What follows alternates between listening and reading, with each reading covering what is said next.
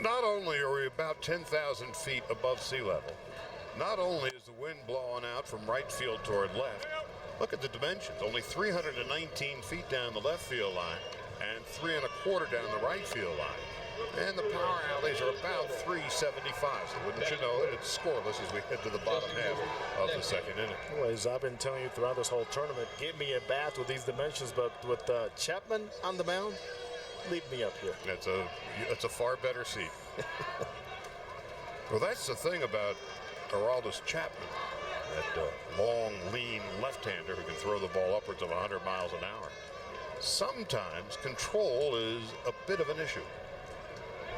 That could be said about Chapman. That can be said about any young prospect that throws that hard in any professional baseball or amateur baseball.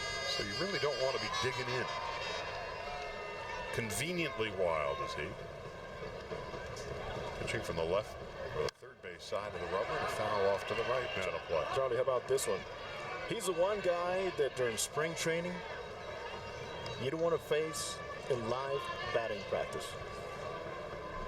Well, Justin Huber's doing it for real. Huber was 0 for 4 in his first at-bat. You see Chapman triple digits and then a couple. Huber signed with the Mets in 2000. Take something off, and it's 2-1. The Australians, are hitting coach Paul Elliott said, we're going to take the approach we took the first game against Mexico. Somebody threw very hard, another lefty, Oliver Perez. We hit him so well, but we need to get ourselves into hitting things. The 2-1. Breaking ball just high. Well, when you can throw near 100 miles an hour and then come in with a breaking pitch at 79, that'll produce a jelly leg or two. Say a prayer. Huber takes a strike on the outside corner, and the count goes full. Chapman has not worked with Estano a whole lot, obviously in the international level, but this team has been together for a long time, training and traveling around. Outside corner, fastball, call strike 3, 95. 2000 and not. Fastball at 95 in the corner. Great job in receiving by his catcher. Nice low target. Just follow me. Follow the leader. Second strikeout. Number 36, first base, Ben Reisinger. One out, nobody on. Ben Reisinger steps in. Reisinger had a couple of hits, including a home run on Sunday afternoon. He does possess a nice fluid swing, and impressive enough from Reisinger is that he can take the same swing and bring it into the game. Inside corner at 97.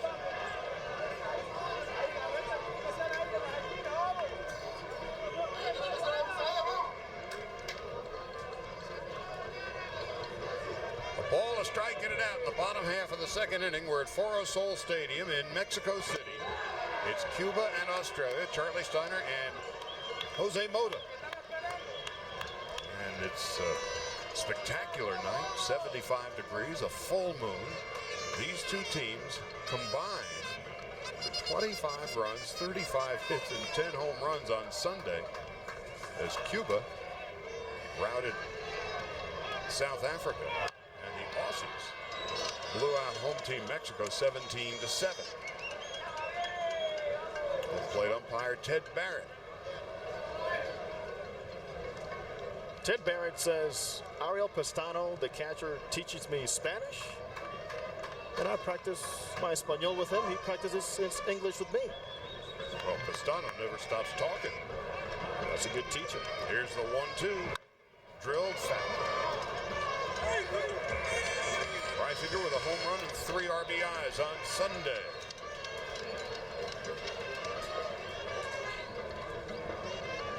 There was that swing, breaking ball inside. He was able to keep that balance and have that bat in the strike zone for a long time. The 21-year-old Chapman, 99 miles an hour on that. Apparently he's just getting loose. He's 102 miles an hour in December in the Cuban National Series. It's a new record for a Cuban pitcher ever. Now here comes the 1-2. And a beautiful backhanded play. Oliveira to Navas to Maeta. Showtime.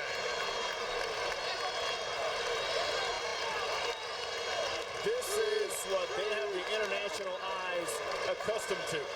Being flashy, they practice this play during infield, so it's no accident that this happens. Look at the second baseman starts, how far he has to go, but you know what? He knows where his shortstop is, and that is the key to making this outstanding play. The very fact that Oliveira could get over to it on the artificial turf to make the play, and then the backhanded flip, and then the throw, and when all was said and done, Reisinger's out by a step and a half. What a play. 2 out and nobody on. Michael Collins steps into the batter's box. Oh, doctor. How many times do you score 4-6-3? That's not a double play. Your basic routine 4-6-3 put out. Wow. Michael Collins, property of the San Diego Padres. Along the right and deep and back at the walls. Tracked down by Despaigne, and that ends the inning. What a second inning it was. Scoreless as we head to the third. Does it get any better than this?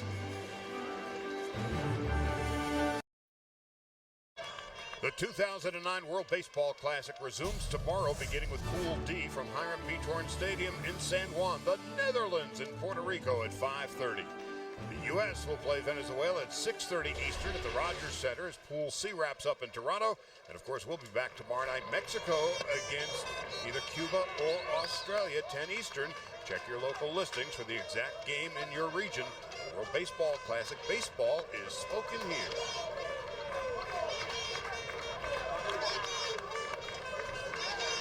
Luis Navas leads off. Ball up the middle and right through the center field for him.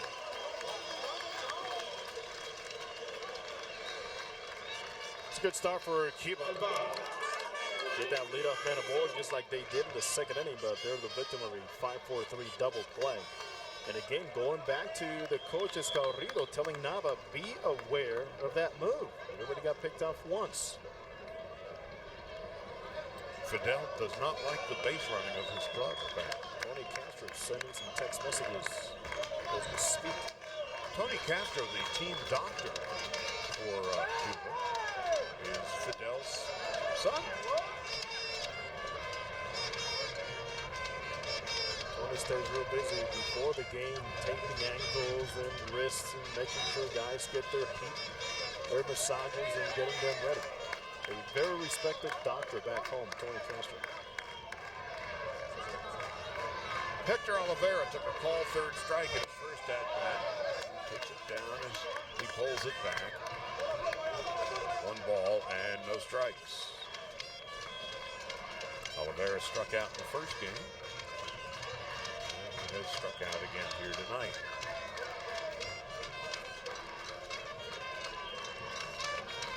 Oliveira in the Olympics in 2008 hit .353.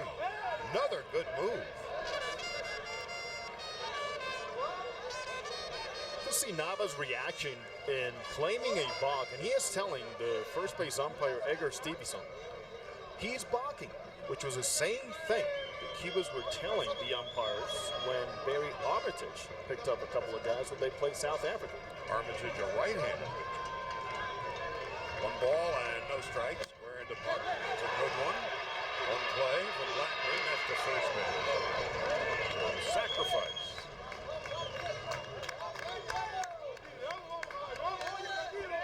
When you see Blackley so effective, it doesn't surprise me at all to see manager Eugenio Velez go to something else here in the third inning. Go for a sacrifice bunt to try to get his team rolling something. Good bunt. Well, for the second time tonight, Cuba has a runner in scoring position.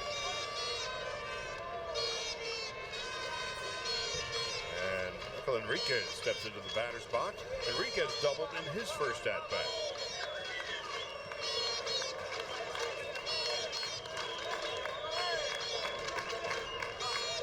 286 hitter in the Olympics last year. He's certainly an experienced player in international play. He's now 30 years of age. He played in the World Baseball Classic, the Olympics in 2004 in Athens, and the Olympics in Beijing. So this Cuban team has a perfect blend of youth and experience. Right there in the middle is Enriquez at the age of 30. As you mentioned the other night, the Cubans travel a lot. Yes, they travel very well. Makes me think of the University of Nebraska. In football, of course. Well, I guess this is the baseball version of the Big Red. Sea of red. Here comes the 1-1.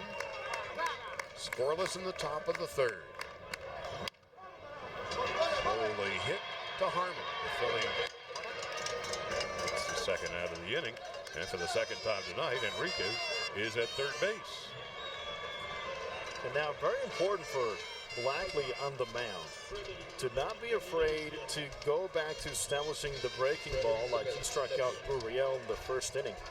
The sweeper that starts in the middle of the plate and finds the back ankle, the right ankle of the right-handed hitter. This is important for him to establish that pitch against Cepeda.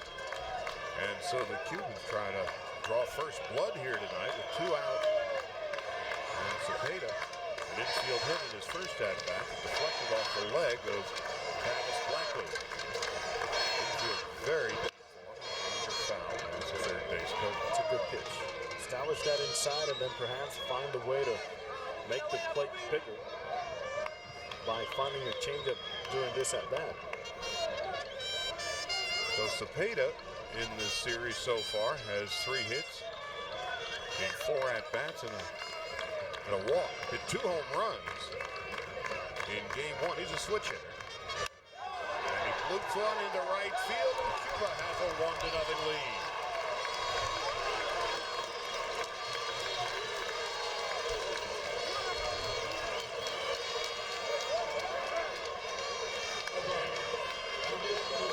Here's why they practice. Stay inside the ball. The approach preached by hitting coach Lourdes Gurriel pays off on that fastball inside, and that is why they love, Charlie, to have Cepeda in these types of situations. He is their go-to guy. And so the Cubans with a 1-0 lead. Cepeda with the knock and Lusky Gurriel. His father is a baseball legend in Cuba, and a hitting coach. He had a chance to spend some time with father and son around the cage the other day. Was that not interesting to see the way he talked to his son opposed to the other hitters? Grounded to short. Easy play for Harmon. That's that. But Cuba with a run and a couple of hits, they leave one and leave 1-0 after 2.5. World Baseball Classic news and stats, and visit the official online shop of the World Baseball Classic. Where? www.worldbaseballclassic.com. Here you will find the largest selection of authentic World Baseball Classic items for all 16 countries, including clubhouse gear, t-shirts, jerseys, and more, right from the source, www.worldbaseballclassic.com. So we go to the bottom half of the third inning. Big swing and a miss from Brad Harmon. Played with the Phillies some last year. Chase Utley was hurt in the early part of the season. And had a terrific game on Sunday. Outside. During the offseason, Chase Utley had hip surgery, not unlike the hip surgery that Alex Rodriguez just underwent. And the hope and expectation now is that Utley will in fact be the opening day starting second baseman. World champion Phillies. Harmon takes inside and low at 98 miles an hour. Just getting there. Going back to Chase Utley, it doesn't surprise me at all the way he takes care of himself, how intense he is, how good his rehab went. But he's going to be ready earlier than predicted. They need him. Defending champion Phillies. Now the 2-1. Inside corner for a strike. 2-2. Now remember, this is the first round of the WBC playoffs, or Classic, and the starting pitchers have a pitch count maximum of 7. So we'll be keeping a close eye on that. Chapman through just 22 through the first 2 innings, and he strikes out Harmon. That's his 3rd strikeout of the game. He's been using 2 pitches, a sweeping slider, backdoor, perfect rotation on that, a great finish. And again, Pistano saying, follow this glove, young man. You were saying in the open that the #1 pitching prospect in the world. Trust me, there are so many eyes on this game here tonight. Potential is incredible for this young man. And let's be honest, this is the first time, because he is so young, that they've been able to bring him out to a big tournament and expose him like this. Well, right now he is totally in charge. He has retired the first 7 batters he has faced. This just isn't fair anymore. 3 strikeouts.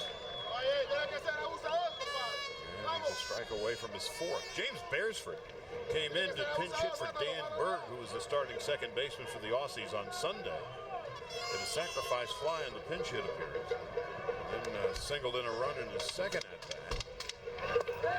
And manager John Deeble staying with the hot hand. Why mess with it? This could be a short tournament, and Beresford really earned it. Very good approach at the plate. Well coached. Covers the outside half very well. The 0-2. About 100 miles an hour. Right before that pitch, the catcher Pistano pumped his fist as to saying, find the extra here. Certainly he did.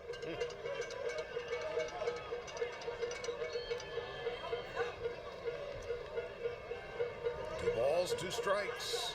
Cuba with a 1-0 lead in the bottom half of the 3rd. Fastball, fair ball into the left field corner. Well, there'll be no perfecto. Beresford, who played so well on Sunday, the first base runner for the Aussies on this Tuesday night. This is where I'm so glad there's no over-managing, Charlie, because if you have a hot hand, so what if the guy on the mound is a lefty? Stay with him. One thing you got to go through with these tournaments is stay with somebody that feels comfortable. Don't get so caught up on the lefty-lefty, righty-righty. Get somebody in there that has a lot of confidence. Fair by well under a foot. So the Cubans, who scored first in the top half of the 3rd inning, now Australia trying to come back. Andrew Graham,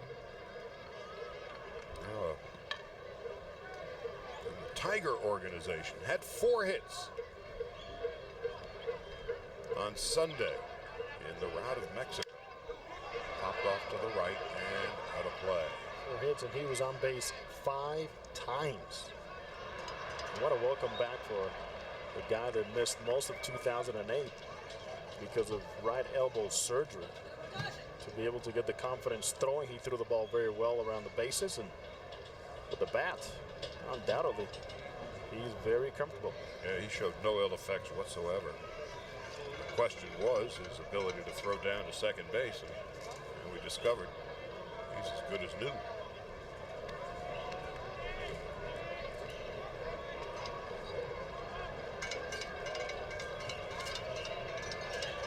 Foro Sol Stadium is about half full tonight.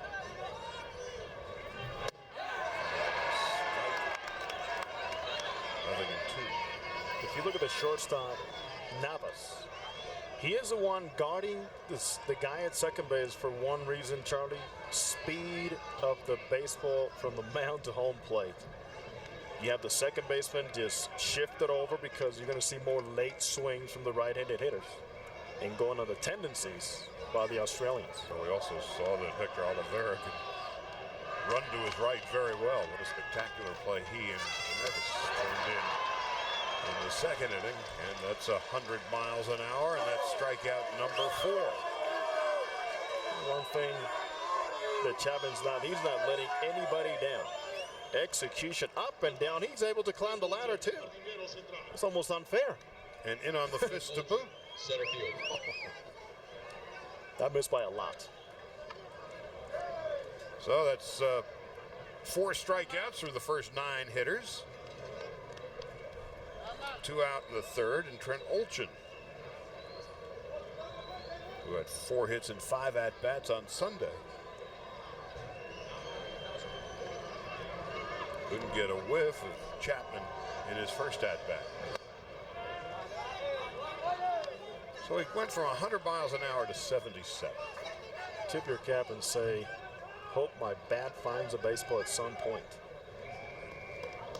Boy, it's a joy to watch him. I remember in 2006, when we were first introduced on the international stage to Daisuke Matsuzaka in the World Baseball Classic.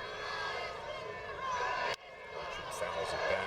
See, that foul ball right there tells me that there should be more of a shift, where now I'll have the second baseman Oliveira shifted more towards the middle and have Navas more towards his right. In fact, the center fielder, Cespedes, should be shifted a little bit more towards left center field, unless they're going to use more of the breaking ball against this hitter.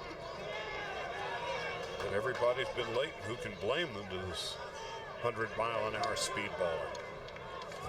Here's the 1-2. Just outside and low. Took something off, 97. Older reminds me of a Darren Erstad type player, very tough, down and gritty. You take this ball, just missing outside, and Castano trying his best to bring it back. Ted Barrett, veteran home plate umpire, not biting. 2 balls and a strike and 2 out. Luke Hughes, the power-hitting third baseman, on deck for the Aussies. The 2-1 on its way.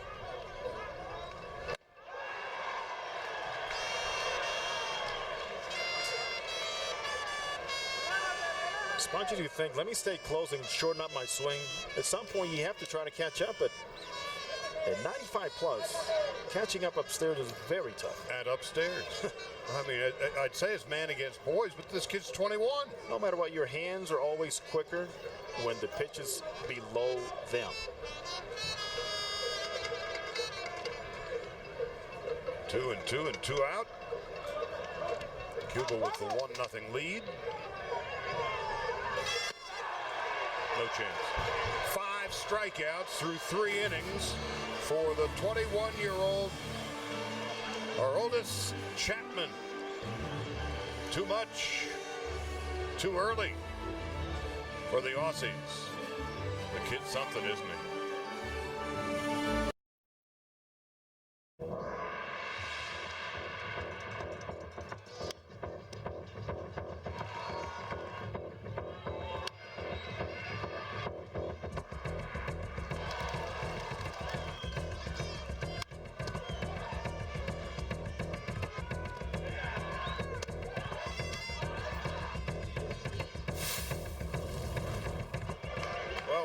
Something special here tonight through 3 innings. Cuba with a 1-0 lead, but the story is their young Cuban phenom, their pitcher, Aroldis Chapman, who has struck out 5, given up just 1 base hit, and he has just been overwhelming.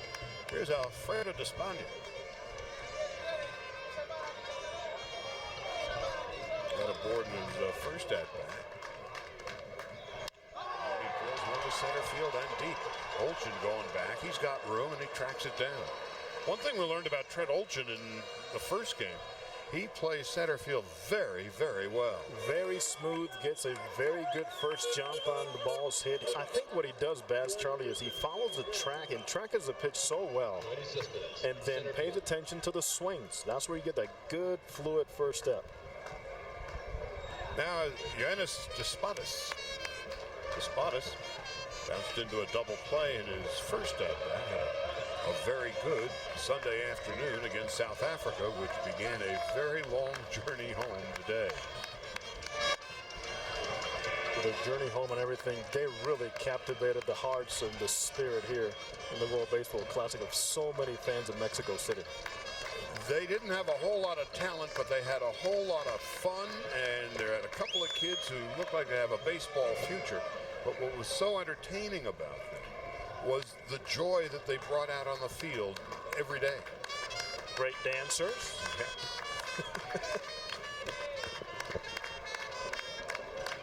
If you didn't see our game last night, Paul Rutgers, the left fielder for the South African, they're down at this point, what, 14-3, I guess it was. The game was hopelessly out.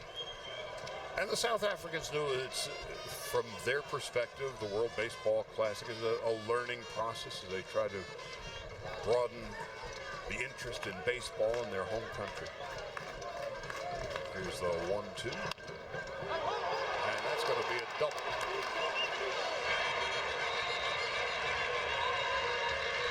A stand-up two-base hit for Despotis. Well, once it got past on the artificial turf, the first baseman, Ben Reisinger, no chance.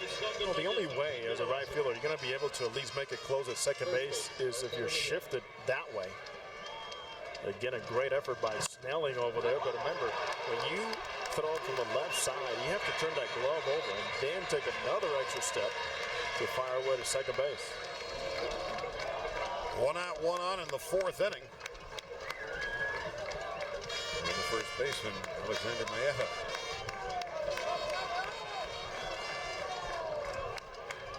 Who walked in his first at-bat.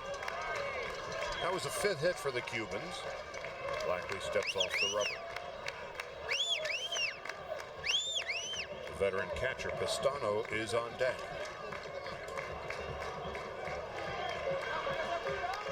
Blackley trying to keep the Aussies in the game. There's so little room. Well, that's going to be a ball.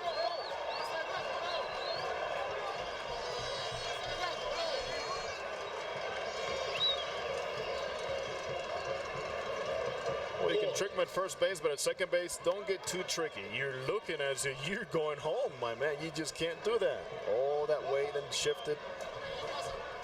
Balk. Well, that balk, of course, is very costly now. And the question is, will John Deagle bring the infield in? And sends the first inning with Barry Armitage for South Africa on the mound. The Cubans have been calling balks. They finally got one. The infield's going to be about halfway. Halfway primarily because of the very fast artificial turf here in Mexico City. Nothing in 1. You don't want to bring him all the way in here either, because side to side is what you worry about as an infielder. If you bring him all the way in, you're taking more steps away from the people up the middle especially, which could create a bigger inning. No balls and a strike. Blackley delivers. And a ground ball. Lovely play at first base by Reisinger, saving a run. Beresford covers it first, 2 out. No contact play. They're waiting for the ball to get through. Reisinger goes to his right, picks up the runner. The main thing, find out where the runner is. What does he do? Well, Blackley forgot to cover first base, but alert baseball by his second baseman, Beresford. Great play. So we've seen some terrific defense so far. Looks like Blackley was more ready to be part of a rundown at home plate. Well, there's 2 out. And here's the veteran Pistano, who grounded to second base in his first at-bat.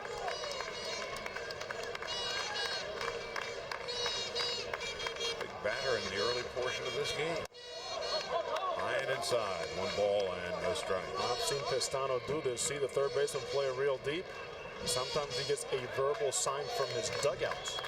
And it's a whistle, Charlie. That says, take a look at it, drop one down. With bunting on an artificial surface is not terribly easy. It's a foul tip.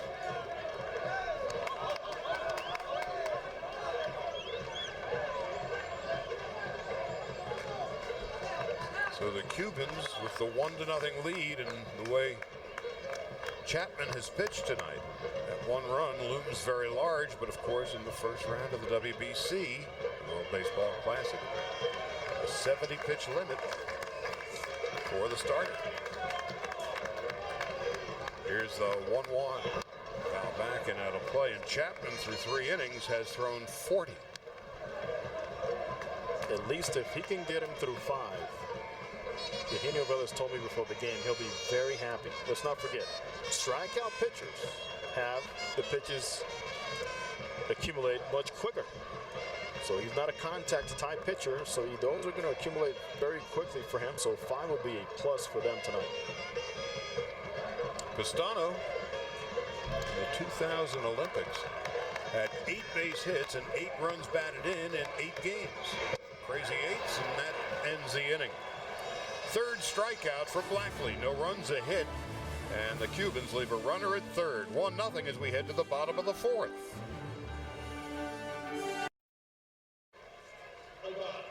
Venezuela routed Italy today 10-1, and for the second time in about 48 hours, the Netherlands upset the Dominican Republic, shocked them 2-1. So the Netherlands have knocked out the Dominicans, who were thought to be among the favorites to advance to Los Angeles. Said the Dominican Republic Ball Club is going home. Still unbelievable for so many around the world. Well, one of the teams that fully expects to be in not just San Diego, but Los Angeles, this Cuban club. One of the reasons why is this 21-year-old wonderkid, Aroldis Chapman, who has struck out 5. This is Luke Hughes as we begin the bottom half of the 4th, who drills one to left center field and deep, and that's 1 hop off the wall. It's in play. Hughes on his way to 3rd base and decides to hold at 2nd base. Well, the Cardinals' sin is you don't want to make the 1st out or the 3rd out at 3rd base. And so Hughes wisely stays at 2nd. That's a 2nd base hit for the Aussies. This is exactly the same way that Hughes handled Oliver Perez. Fastball up in the zone. Hughes hit the ball hard the first time up, a line drive to center field. With that short swing he has, undoubtedly he's going to get a lot of those. Hughes hit a home run on Sunday, went 2 for 6 with 3 runs batted in. And now the Cuban bullpen is about ready to go to work.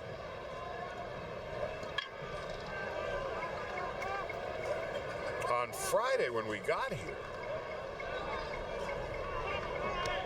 watching some batting practice, and Luke Hughes is one of those guys who immediately caught your attention. The hitter now, Chris Snelling.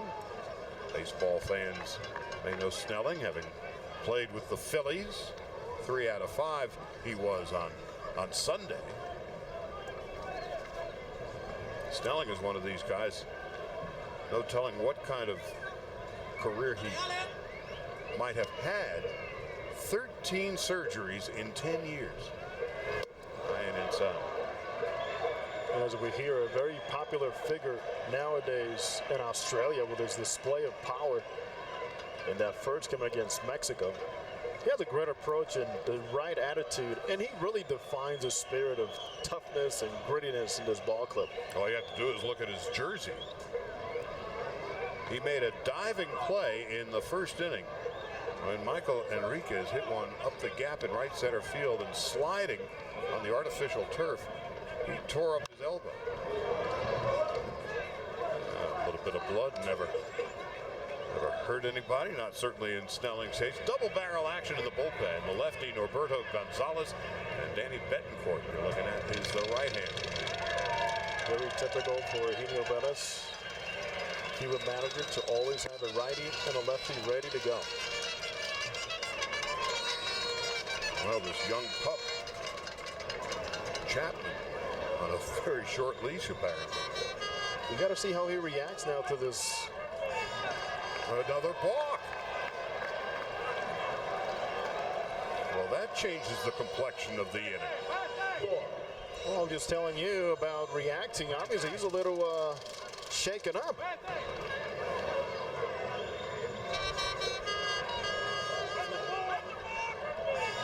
So we got him out of rhythm. He started and stopped. It's a no-no.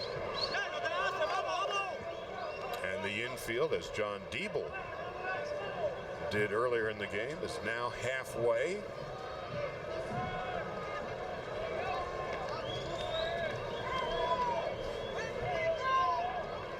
Eugenio Velez is the manager for Team Cuba. The 1-2 to Snelling. Well, that's one way to get out of it. That's a 6th strikeout for Chapman.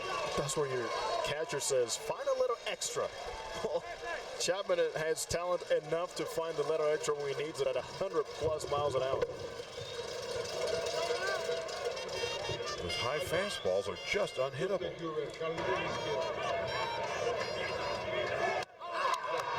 Justin Cuba. The infield still remains halfway. And now Velez is going to come out and have a chat with his youngster. So pitching coach Pedro Perez making his way to the mound. Get a feel for Chapman. And I like the fact that compared to 2006, there has been less trips to the mound by the pitching coach. And the pitching coach in that case with Jose Elosegui, who is now the bullpen coach, a young guy. So they brought a more experienced Perez, calm down a new staff, new faces, and not to be on them so much.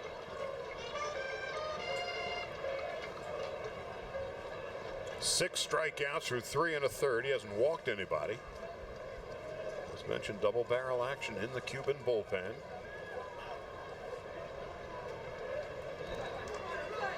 Well, the manager and the coaching staff have been a model of consistency for the Cuban club over the years.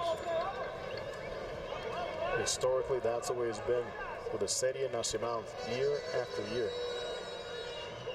The national tournament. Justin Huber is the batter. He struck out swinging in his first at-bat. The infield remains halfway in. Huber 0 for 4 in the Sunday game. Still looking for his first hit in the World Baseball Classic. Originally signed by the Mets.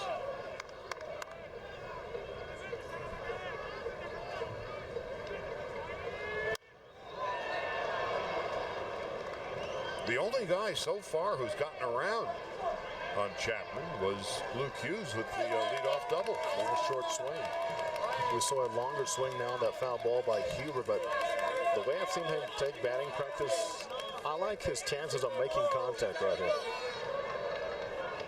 Paul Elliott, the hitting coach, loves his approach. Huber now 27 years of age. That's just not fair. Ted Barrett has seen so much today, so many different things and looks and spins, and he is right on every single pitch.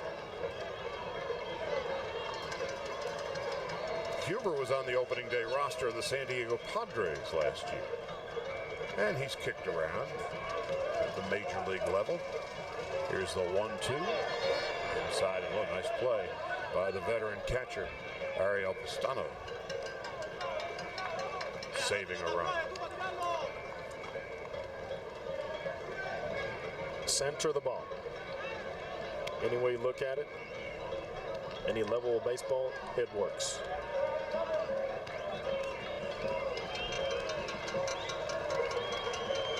Justin Huber, Mets, Royals, Padres, now playing for his country, Team Australia. Here comes the 2-2 with the infield still about halfway. And a little pop foul and out of play. Again, watching how much the Cubans study swings, tendencies. Some word from Pastano to his pitcher. And also the defensive alignment again. Charlie has a second baseman, Oliveira, way over to his left. Huber broke his bat on that foul tip. So he gets a new piece of lumber.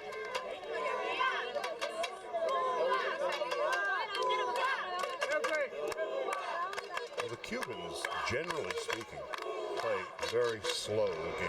Yes, they do. So we're going to be here a while in all likelihood, even though it's just 1-0 and we're in the bottom half of the fourth. And it doesn't bother their fans one bit. And there are an awful lot of Cuban fans in the stands tonight. Here comes the 2-2 to Justin Huber, with Hughes leading from third. That's going to be out of play. Lou Wood. That's two bats that Chapman has broken. Not very many times you're going to see a guy go back-to-back pitches on foul balls to get new lumber. Now he's mad. Running out of bats.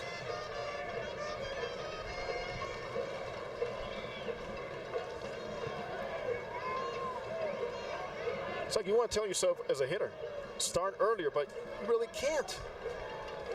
Because he has that nice breaking ball that comes down by your ankles. So he's topped out at 100 miles an hour tonight. We've seen a breaking ball at 77. The 2-2 to Justin Huber.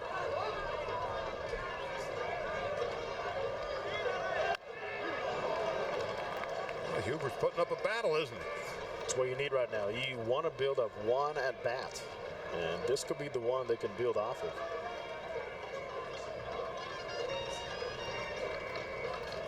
Again, pitch count very much a part of the story in the World Baseball Classic. In the first round, pitchers are limited to 70 coming into the inning. He had 40, and now he's up to 53.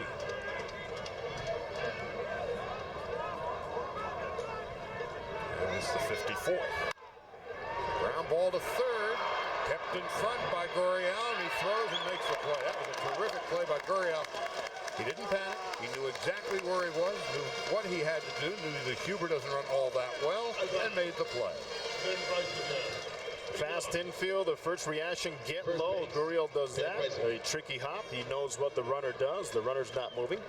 Then you find your target. Well executed. That's a big play, and now with two out, Cuba's infield can retreat, and Ben Reisinger steps into the batter's box. He gave us another lesson. Gurriel kept the ball in front, but he wanted to retrieve the ball, Charlie. He went with his bare hand. The mistake many make is to sweep it with their glove and then lose it again. And Hughes had no chance, not even a thought of trying to run home, and so now there's two out. And so Australia had a runner at third base and nobody out here in the fourth. Unless Reisinger can deliver, they will squander a glorious opportunity to tie the score.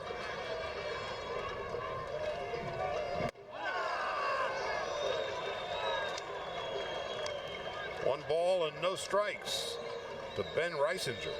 2 out of 5 with a home run in the first game. This is the Pastano that I know. That's why their games take a long time. Notice too that there's not that fear of people reading your lips, talking in Spanish, no covering with your glove or anything like that. Let's talk in Espanol. Well, when you throw 100 miles an hour, you could speak any language. What are you going to go out there and say? You have any 98 on you? The Aussies right now have been befuddled by Aroldis Chapman. 6 strikeouts for 3 2/3. 98. That's what I just said, right? He had it. Yeah. He had the 98. Got to be watchful not to get too over anxious right now. and throw a wild pitch. And this game tonight, especially with Chapman on the hill, is really for a baseball connoisseur. And a tie score as Reisinger delivers a base hit. Chapman pulled the string, and Reisinger said, well, thank you very much. I think I can hit that one, and he did. Justin Huber, a great at-bat. It was almost the same pattern of pitching that he saw. That Reisinger is able to deliver, start a little early, see that breaking ball, stayed up in the zone, and a tough, gritty team comes through again. So the Aussies, who pounded the Mexicans 17-7 on Sunday with 22 base hits and 4 home runs.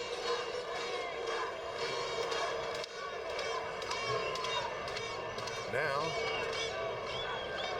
a 1-1 tie with the heavily favored Cubans. Here's Michael Collins. Fastball inside. Well, it seems like Chapman's a little upset, a little mad, but let's not forget about one big play during this inning. A balk. They got Hughes from second to third. But yet, he retired the next 2 batters and seemed to be about ready to get out of the inning, but a hanging curve was his undoing. And now a wild pitch advances Reisinger to second base. Exactly what you have to guard against. There's where Pestaña plays a huge role to watch for body language, make sure he stays under control emotionally. He tried to throw this one right through Mike Brito behind home plate.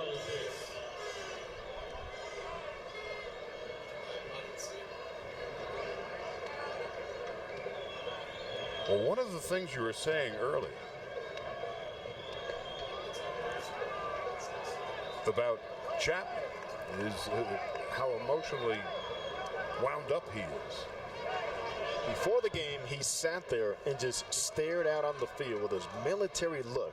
As to say, nobody bothered me.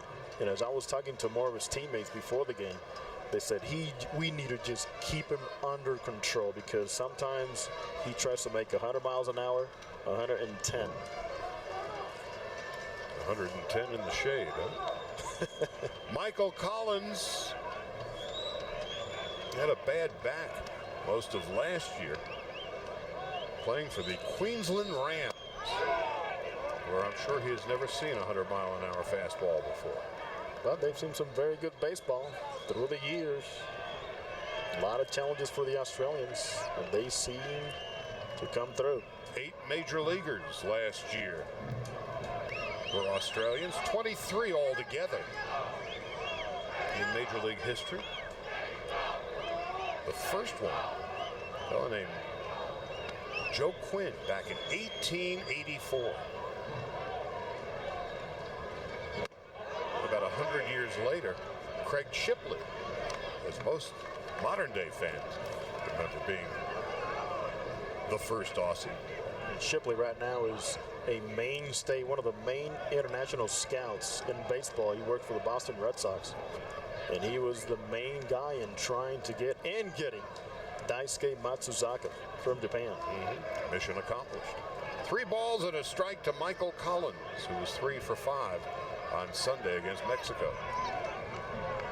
Brad Harmon, the Philadelphia Philly product, awaits. All 4. Well, now it's nearing the end for Aroldis Chapman, because he is now at 61 pitches. And Michael Collins did something that I really admire here. Shortstop. When a pitcher is rattled, don't go out there and try to prove him even more wrong. Now is the time of building his pitch count. Let him come to you, because when he has to come to you with a strike and under these circumstances, he's going to take something off of that fastball. And the way Chapman has gone so far tonight, the Aussies would rather test their luck with that bullpen. Roberto Gonzalez, the lefty, Danny Betancourt, the righty, warming. So Chapman, what a performance he has turned in. And Hey, another mound conference between the veteran catcher Ariel Pestano. You see what Pestano did? First of all, he turned to Ted Barrett, the umpire behind home plate, to say, it's okay if I go, right? But this is very typical. This is what they do. This is how they play the game. Got to respect the fact that they have a lot of success internationally. And Ted Barrett, always on top of it. And as he told me before the game, I'm also learning, Jose, about what they do, their tendencies. Ted Barrett entering his 12th big league season. Born in Buffalo and now lives out in Arizona.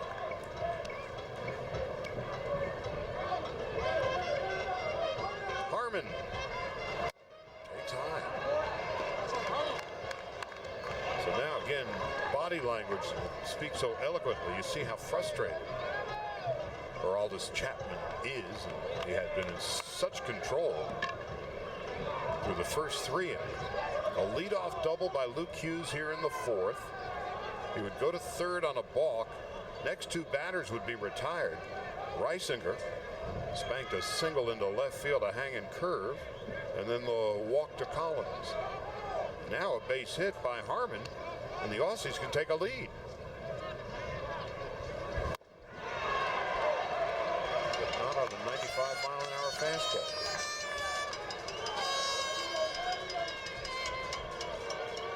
Little ump on that one. Even the catcher Pestano closed his eyes.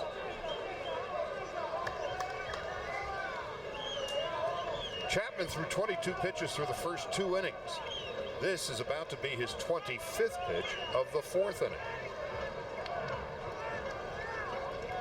So one thing about the Aussies, they have been very patient at the plate. They're making the kid work. And a team that, as you and I have talked before, you have the big league influence of a Pat Kelly, of a Graham Lloyd, a John Diebel, international scout, a well-rounded coaching staff. They know what they're talking about. They have been around the block. Diebel works in the Red Sox organization. Pat Kelly is Major League Baseball fans remember him, a second baseman with the Yankees among others. Has lived in Australia the past 8 years. Is a scout in the Pacific Rim these days with the Seattle Mariners. The 1-2 to Harmon with 2 on and 2 out. You notice those swings getting more and more comfortable, right? Every time they make him get the ball below their hands this inning, it's paid off. Paul Elliott, the hitting coach, has a very simple plan during batting practice. Those swings that you take here from line to line, bring him into the game. Repeat. The Aussies are just a fun bunch to be around. They're brimming with confidence. And they, as we saw with Chris Snelling in the very first inning, they play hard. 1-2 to Brad Harmon.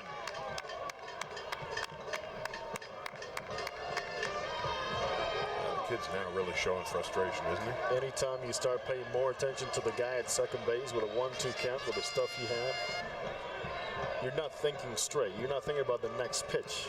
There's more things bothering you. And the pace of the game has slowed up noticeably here in the bottom half of the 4th.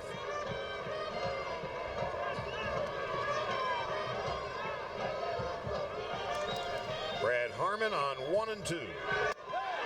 Goes down swinging. 7th strikeout for Aroldis Chapman. But the Aussies have tied the score. A 2-out single for Reisinger has evened it at 1.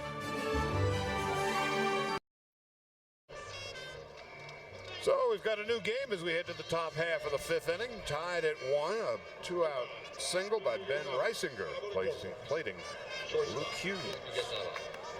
And we've probably seen the last of, in fact, we have seen the last of Aroldis Chapman, having thrown 27 pitches in the 4th inning. He's up to 67. And as you know, in the World Baseball Classic, in the first round, a starter can go no further than 70. Blackley, on the other hand, is at 51 pitches. That was his 52nd, as Louis Navas leads it off. Here's what happened after the strikeout. Chapman starts pumping his chest, and he's walking more towards home plate area until Ted Barrett, the umpire, says, "Son, just get back to your dugout, please. No more arguments, no brawls." And a call strike. Navas. A single into center field. He's filling in for the veteran Perrette, who's sidelined with a bad shoulder. Eduardo Perrette, the starter in game one, couldn't go tonight. And so the younger and fleeter Navas getting the start, and he's already paid dividends, singling and scoring the only run of the game. And he's a tough out. This guy hit 25 home runs in their national tournament with under 300 at-bats. Travis Blackley has done the job. He's kept his team in the game. Inside and low. Blackley hoping for a call from Edgar Estevizan and didn't get it. Now the Aussies have bullpen activity. Damian Moss, the veteran. Giant Oriole among others. Pitched very well the other day. Had a great year for the Braves some years back. Blackley pulls the string. Navas is struck out, and that is the fourth strikeout. First out of the fifth. I'll tell you, not as flashy as Chapman, but just as efficient, but with more pitches and more to work with on both sides of the plate for the Australian. So Blackley has struck out the last two batters he has faced. It's the first out of the fifth, and Hector Oliveira is the batter. Strikeout, a sacrifice for him, and a line drive right into the glove of James Beresford, 2 out. The 2009 World Baseball Classic resumes tomorrow, beginning with Pool D from Hiram Bithorn Stadium in San Juan. Boy, the upstart Netherlands will face Puerto Rico at 5:30 Eastern time. The Americans will play Venezuela at 6:30 Eastern at Rogers Center in Toronto. And then we'll have Mexico against the loser of tonight's game at 10 o'clock Eastern. Check your local listings for the exact game in your region. The World Baseball Classic. Baseball is spoken here. So the loser of tomorrow's game against Mexico, that loser goes home. And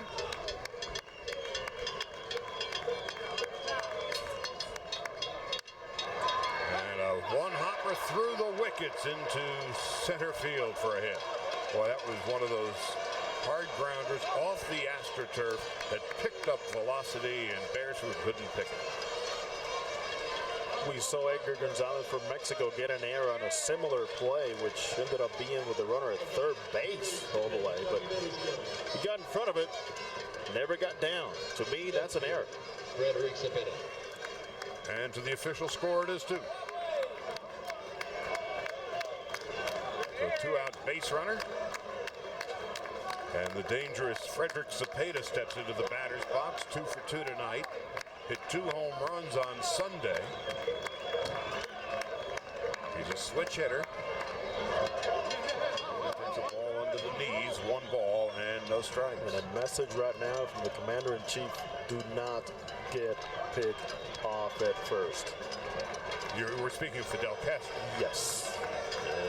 For those of you just joining, despite an 8-1 thrashing of South Africa on Sunday, 6 home runs. 2 runners were picked off at first base. And then on a cutoff play, another runner was gunned down at second base. Well, Fidel, despite the 8-1 win, wasn't happy. No, not with a base run. And a strike. And so, I guess, either by phone call or text message through his son, Tony Castro, who happens to be the team doctor for Team Canada, for Team Cuba. Well, he let it be known that Fidel wasn't happy with their play.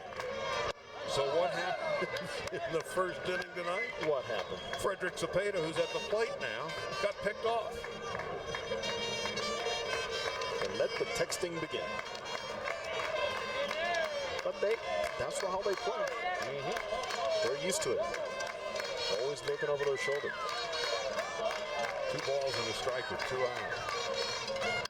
Ground ball right to the second baseman. Beresford, underhanded toss to Harmon, and the inning is over. Can you just picture Fidel Castro at home on the Barco Lounger with a text message? Yes.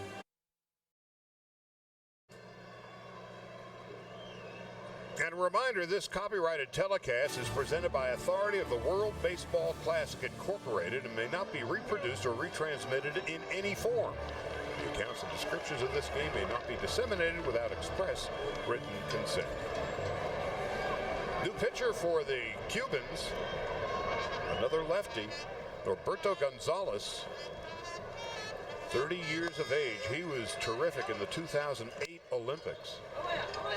In 10 2/3 innings, had a couple of saves at an ERA of 1 2/3. And I learned today, Charlie, that is the reason why he made this squad for the World Baseball Classic. Because his numbers were merely so-so last year at home. James Beresford leading it off, and it's no balls and 2 strikes. I really like Beresford's approach at home plate. Really keeps it nice and simple. He has a little bit of Ichiro Suzuki, a little drifting as he starts his swing, goes forward, but keeps his hands back. Beresford did not start on Sunday. Came in to pinch hit for Dan Berg, who was the starter. In his first plate appearance, a sacrifice fly. In his second plate appearance, he singled in a run. So meanwhile, Rodelis Chapman went 4 innings, 1 run, 3 hits, struck out 7, walked 1. And 67 pitches in his 4 innings of work was his undoing. And let's not forget, under any other circumstances, he is still on the mound. Dominance pretty much through 4 innings.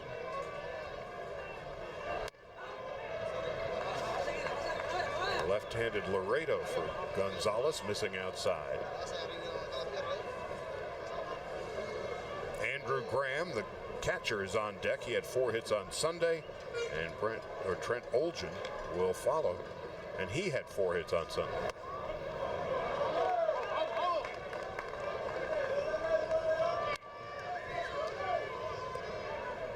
Beresford doubled to left in his first at-bat. So here are 2 teams that combined for 25 runs and 35 hits and 10 home runs on Sunday. I chopper to second base. Easy play for Oliveira. The throw almost took Mayata off the bag. So 25 runs, 35 hits, 10 home runs, and it's a 1-1 tie in the bottom half of the 5th. More quality pitches. I think the hitters have been spreading the zone a little bit more. And there's been talent. Blackley doesn't stay behind. He's done a fantastic job for the offseason. You know what we saw from Morales Chapman. Impressive. Very impressive. Just 21 years old. Andrew Graham struck out swinging in his first at-bat. Breaking ball for a strike. You see in the shadows behind home plate the fellow with the Panama hat and the radar gun in his hand. Mike Brito. There he is. Brito has been here since the beginning of the World Baseball Classic. He's been here seemingly since the beginning of time. And being here in Mexico is like being home for the Cuban-born Brito. I bet that radar gun's happy tonight. It's been working hard. Hopefully it's still in one piece. And he's got the cell phone working. And before long, he'll have the ever-present cigar. Here's the 0-2 outside. Well, the cigar was replaced. It's modern times. It's not back to the late 70s. Remember that. He couldn't have that cell phone at Dodger Stadium back then. It was a cigar. But he could still smoke the cigar here at Foro Sol Stadium. Standing around. It was so funny the other day. watching batting practice. And there's Brito with, a stogie in his mouth. And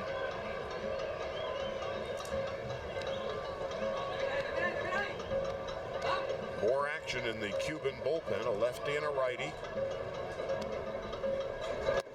Inside. A lefty by the name of Yulieski Gonzalez. A righty Pedro Luis Lazo. He is their seasoned veteran, Lazo. Also close to retirement.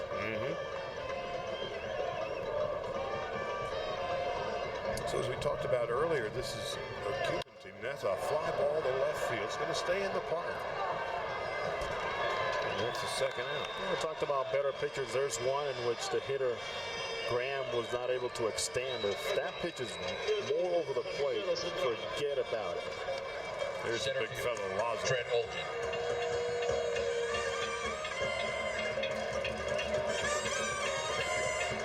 Sometimes you look at away, and catch yourself just not getting extended at the very end. Hit it off the label. So there's 2 out and nobody on. So coming into the game, you think, okay, it's going to be home run derby tonight. The wind was blowing out. Instead, we've got a pitcher's duel. Score tied at 1. And Australia, which an upset winner in Game 1 over Mexico, 17-7. The mercy rule applied after 8 innings. Cuba, the heavy favorite tonight. And a fly ball into short left field and drifting toward the line is Cepeda. And a 1-2-3 inning for Norberto Gonzalez. 1-1. We go to the 6th. Third base. A lot of attention around this cabin for Cuba, but Travis Blackley has been outstanding. Tattooed arm, outstanding with his fastball, little kick at the end, mixing that breaking ball on Gurriel, letting everybody know that he can mix pitches, pitch in and out. And again, it's a free-spirited man right now representing a free-spirited country ready to take a big step in baseball. Gillespie Gurriel leads off in the 6th inning and takes a ball high and away. You know, Blackley is competing for a spot in the Arizona Diamondbacks bullpen. Well, he's not going to be around to finish off this inning, as he has just thrown his 65th pitch. Of course, 70 is the limit in the first round of the World Baseball Classic. And as a result, Damian Moss, the veteran left-hander who's seen a lot of Major League services, warming in the pen, and Gurriel fouls it. During spring training in Arizona just a couple of weeks ago, Blackley said, every left-handed pitcher, Charlie, should have a good move.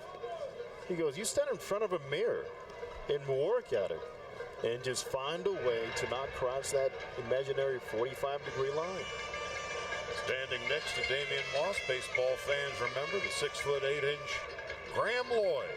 He's officially the bullpen coach now. And maybe he didn't have a move like Blackley, but there's some pointers he can give to him.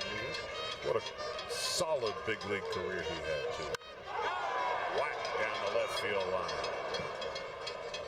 Anytime you can associate and surround players with championship-type coaches, let me tell you, the questions are endless and the stories are endless. How do you win?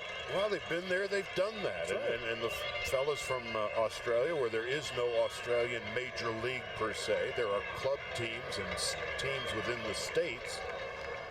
And now here comes the 1-2 and fouled at the third base line. And so they have what's called the Claxton Shield every year, which is basically a baseball tournament. Season goes from November through April because the weather being what it is down under, it's summertime in November, December, January, February, March, April.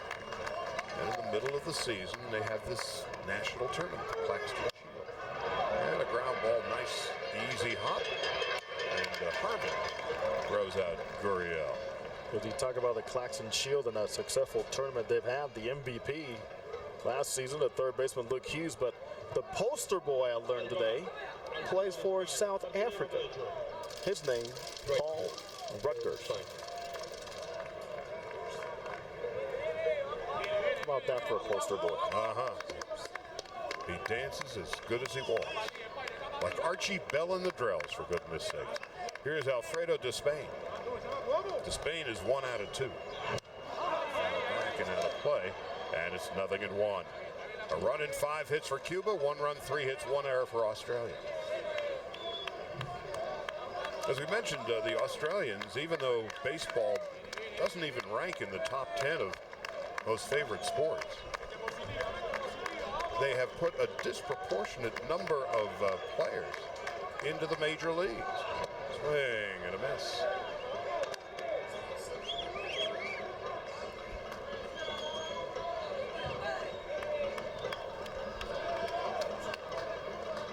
This will be the last batter, even though that Blackley is over the 70 limit, so they don't take him in the middle of an at-bat. And it's good to clarify that rule, because you want to take somebody out of the middle of the at-bat because you have something rolling right now. No need to do that. Part of the rule. Well, Blackley has more than held up his end of the bargain tonight. All the attention being paid to that fireballing 21-year-old Aroldis Chapman. And Blackley is in the biggest game Australia has played since the 2004 Olympics, when they were in the finals against Cuba. Wide of third. Nice play by Hughes. Gone.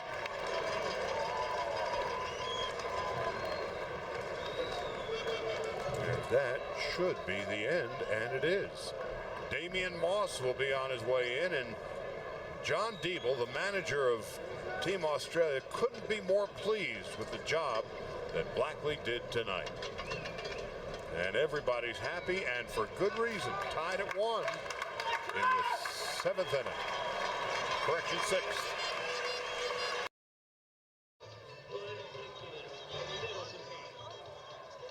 Center field, Joey Cespedes. New pitcher for the Aussies, the veteran Damian Moss. Braves, Giants, Orioles, among others. And pitched an inning and a third on Sunday and held up his end of the bargain. Moss gave up 1 hit, struck out 1, and walked 1. With 2 out now in the 6th inning. What a job turned in by Travis Blackley. 5 2/3 innings, a run in 5 hits, struck out 3, and walked 1. So now it's up to the veteran lefty. Keep the high-powered Cuban offense in check. Deep to right field. Uh-oh. Cuba takes a 2-1 lead. Well, that was the last thing in the world John Diebel and the Aussies wanted or needed, as Cespedes has given the Cubans a 2-1 lead. Boy, Joey Cespedes went on what he knew best. Cover the outside half of the plate and then unload. Look at that reaction. Gotta love it.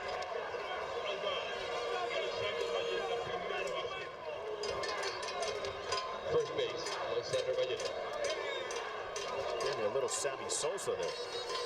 Well, there are some old school baseball players who might not cotton to that kind of move. But you know what? This is international baseball. That's the way they play for a long time, and I'm totally fine with it.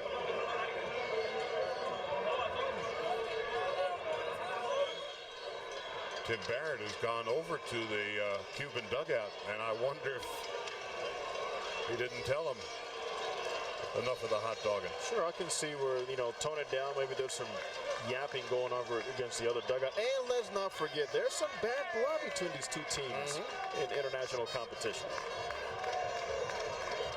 Now, the hitter Mayetta. And he has walked and was robbed of a base hit by Reisinger back in the 4th. So now the Cubans have a 2-1 lead, and a little nubber back to Moss. Underhanded toss, and that ends the inning. So Moss gives up the home run to Cespedes. And it's a 2-1 Cuba lead as we go to the bottom of the sixth.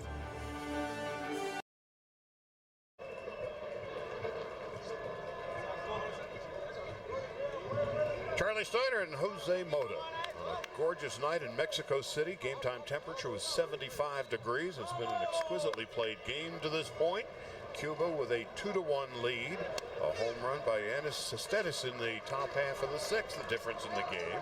As Roberto Gonzalez begins his second inning of work for the Cubans. Luke Hughes, the power-hitting third baseman, is 1 ball, no strikes, a double, and he has scored the only run of the game for the Aussies. Here's for the pitcher Roberto Gonzalez against Hughes. Don't make a mistake inside.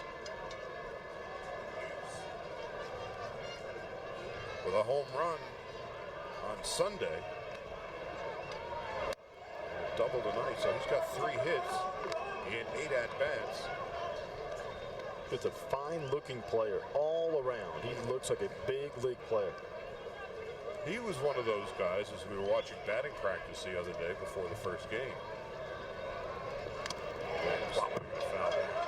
where sometimes you watch BP and this just go on. It's kind of like background music, and then every once in a while you have this.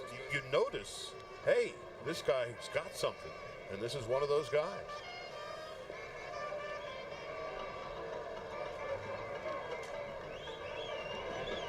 Cuba have a new first baseman in the game? His name is Juan Carlos Pedroso.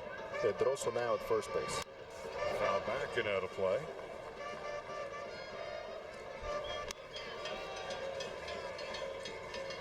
There he is. Pedroso says, every time I ask him, how's your swing? He says, sabroso. Delicious. Well, thank you for clarifying. 2 balls and 2 strikes. Hughes, Chris Snelling, and Justin Hubert will hit in the bottom half of the 6th inning. The Aussies look at a tie. Gonzalez misses high and away. 3-2. A big upset tonight as the Netherlands take out the Dominicans 2-1 in 11. It was scoreless into the 11th. Foul back and out of play. I think there's so many lessons learned, Charlie, as we see teams get upset about restructuring a roster. And Cuba lost in the finals in 2006 against Japan. And that is one reason why Eugenio Velez says, I need to restructure my roster. Will it pay off? We will see, but the Dominican definitely needs to look into that.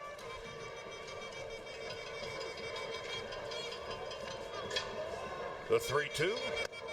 High ball 4, a leadoff walk. So how have we gotten to this point with Cuba leading 2-1? Cespedes with the solo home run in the top half of the 6th. Aroldis Chapman, 7 strikeouts, and was just spectacular. Threw at least a couple of 100-mile-an-hour heaters, but in his own way, Travis Blackley was equally spectacular. And so we are at 2-1. Leadoff runner aboard in the bottom half of the 6th, and Chris Snelling is the hitter. Snelling takes a strike and is 0-1.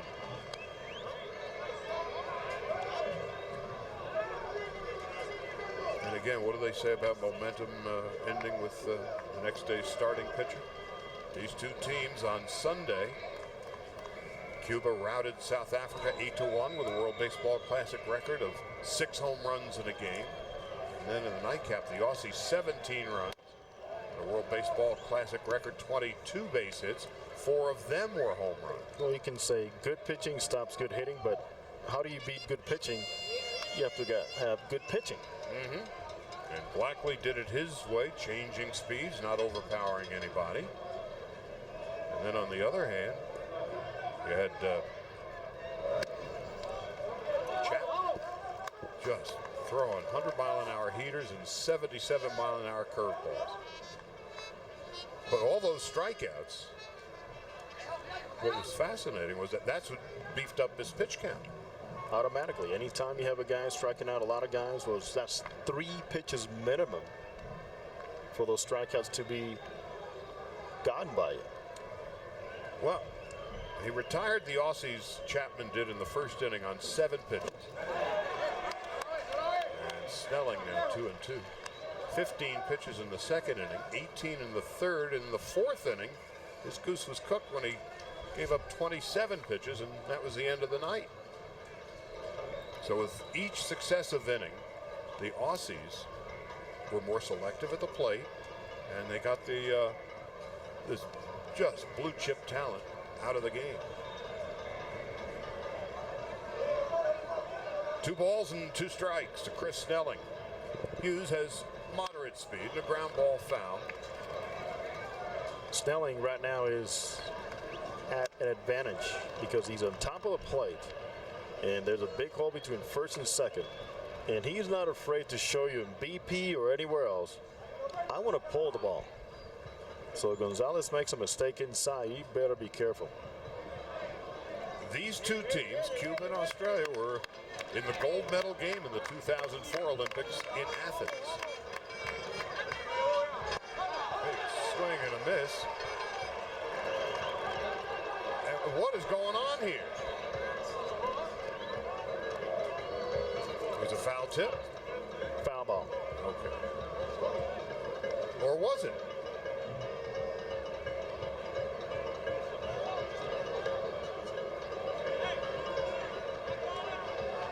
Time was called by the second base umpire, Greg Gibson. And now Gibson is going to come in and have a chat with Ted Barrett.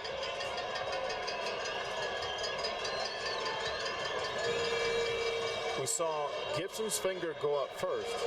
And something very important here is that Eugenio Velez needs a translator with him. And her name is Caridad. And she is with him all the time to make sure things are put in the right words. And there was a time when Velez came out to argue a call with an umpire. There's the play. The time was called. He came out to argue a call a couple of years back, and he responded to the home plate umpire through the interpreter. And she was more specific perhaps than she should have been, and he got thrown out of the game. Let's just put it this way, something I would not have interpreted. I don't want my manager tossed out. I would have changed those words so quickly. Well, she didn't know whether or not she'd be thrown out too.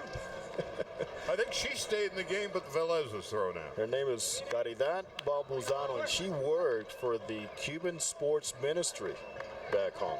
So anyway, it's 2 balls and 2 strikes. And there's a fly ball to center field. And tagging is Hughes. Going to third. What an arm! And he just beats the throw. Cespedes, who's got 2 hits and a home run tonight, just uncorked a cannon of a throw. Gets behind this one. What an arm. A perfect one-hopper, but again, a good athlete at second base. Hughes gets in there. And clarifying the situation, it was a balk called. Right. That's what got Hughes to second base. That's what I was trying to figure out. How is he still at second base? The balk was called by the second base umpire, Greg Gibson, and that fly ball off the bat of Snelling gets Hughes over to third, and now there's going to be a pitching change. So a lot going on here in the 6th inning. The Cubans took the lead with a home run in the top half of the 6th, and now the tying run is 90 feet away as we come back to Mexico City.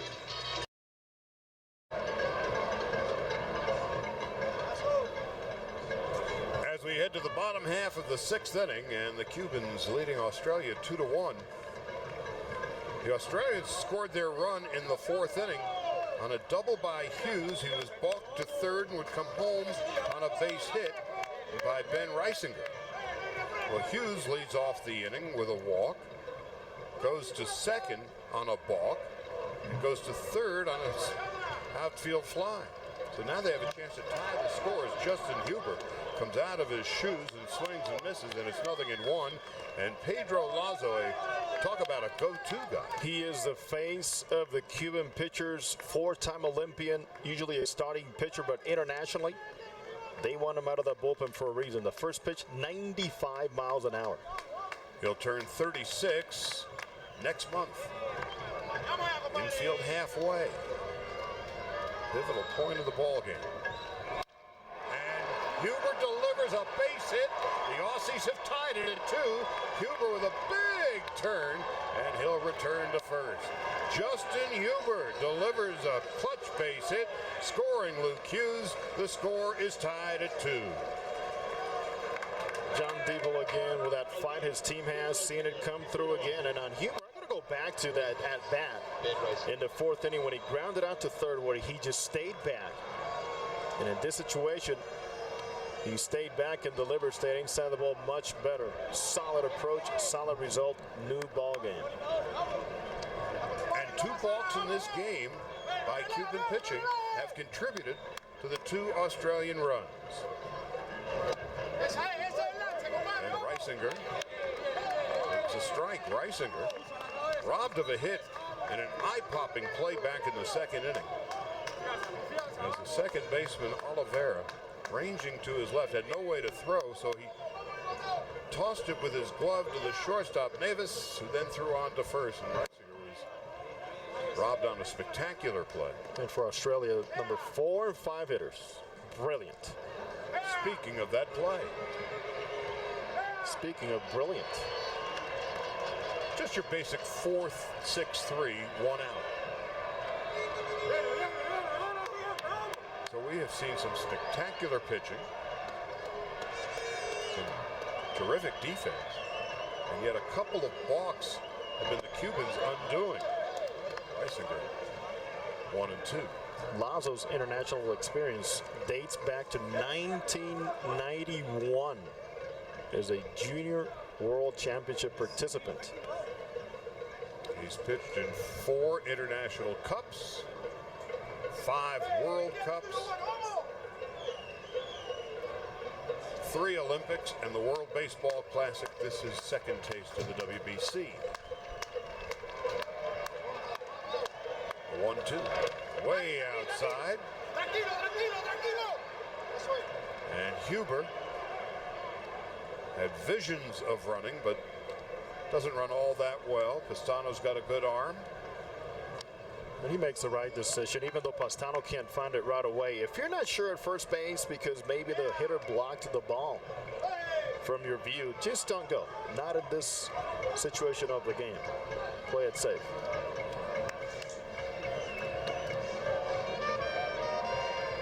Happy feet. Had the shuffle going. 2 and 2, 1 out. We are tied at 2 in the bottom half of the 6th inning. Lazo, the 3rd Cuban pitcher of the night.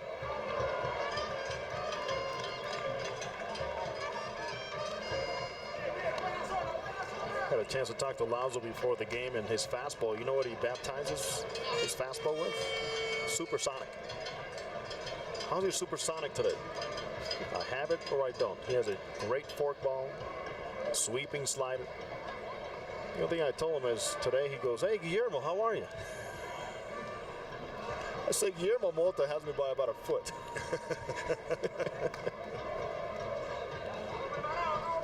Guillermo Mota has returned to his roots and pitched with the Dodgers this year. Trust me, all these players back in Cuba follow big league baseball. Oh, do they ever? Here's the 2-2. Swung on and missed, strike 3. Reisinger goes down.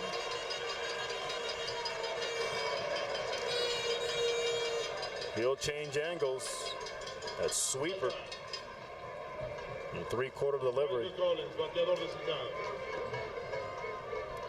They're staring at each other after this. There's a history between these 2 ball clubs.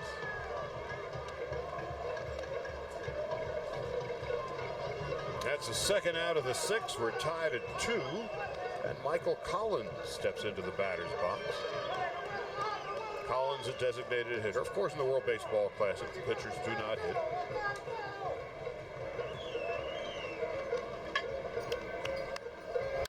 And a line drive base hit into right field. Huber will hold at second base. Justin Huber doesn't run all that well, and again, with the speed of the artificial turf, wise to stay at second base. There's 2 out, and again, that cardinal rule, you don't want to make the 1st out or the 3rd out at third base. Hands close to his body enable him to take this pitch the other way solidly. Brad Hartman. Michael Collins. as a DH, former Angel farmhand. And now a conversation out on the hill. Here comes Perez again, and Lazo, I think even as a veteran, you got to calm yourself down a little bit. And maybe that supersonic is staying a little too flat right now. The supersonic's not so super. A little too flat. It's just a sonic. It's almost like Lazo had more to tell Perez than Perez had for Lazo.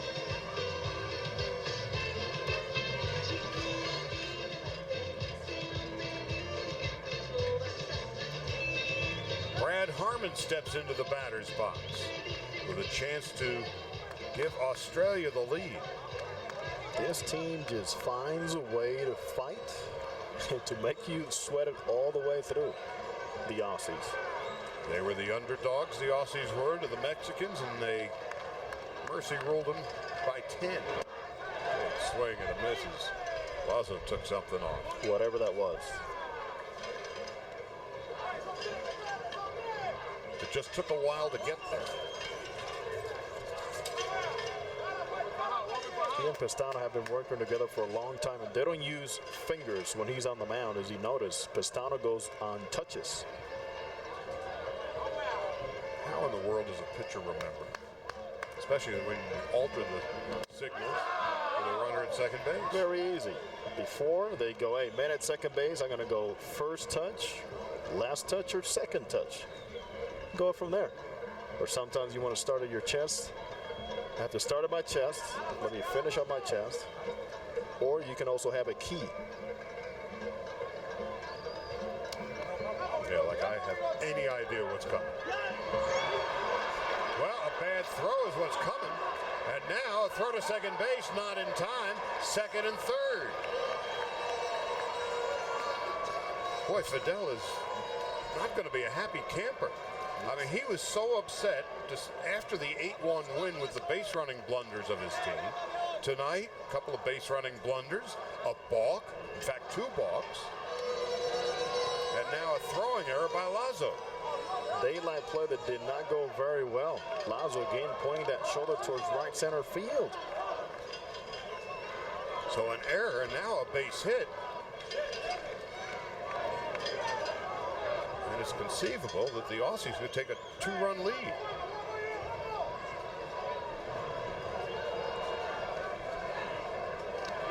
Brad Harmon, though, was struck out twice tonight by Chapman. Fastball low. And now suddenly the Cubans look like they're coming a bit unglued. Usually the time that I've seen this team unravel has been because of bad defensive play. And this could be happening here again. Well, they've had a runner picked off tonight. The throwing error. 2 balks. Double barrel action in the bullpen.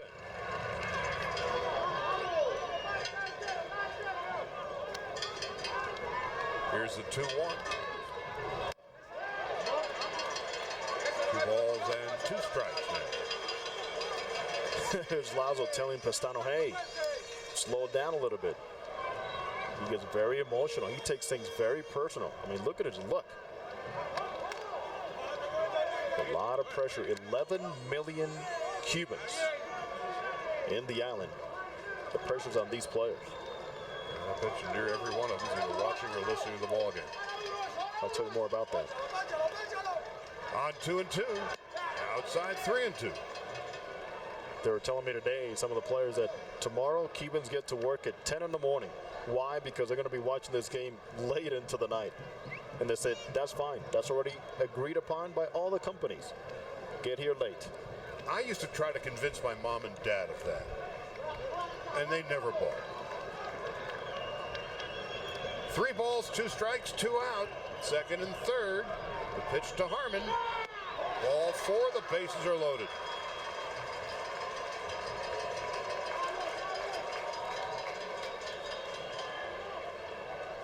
So the Cubans took the lead in the top half of the 6th inning when Damian Moss came on in relief of Travis Blackley and surrendered a home run to Yoenis Cespedes, their center fielder.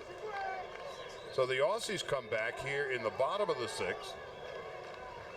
2 walks, a balk, an error. And James Beresford is the hitter. He's doubled and bounced to second base. He's a tough out. And he's the biggest batter in the game right now.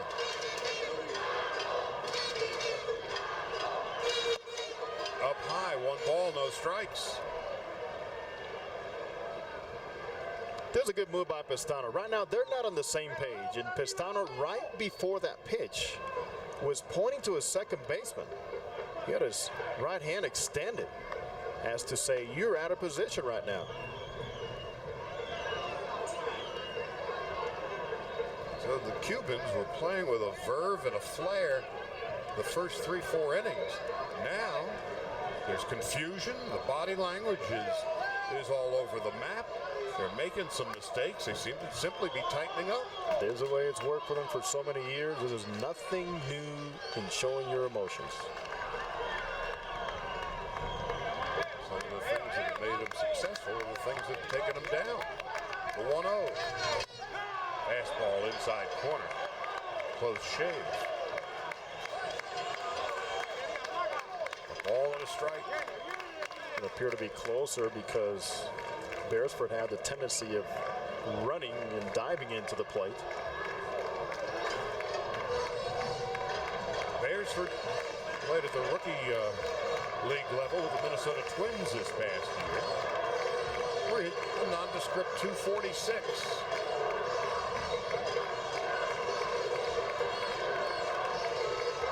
He just turned 20 in January.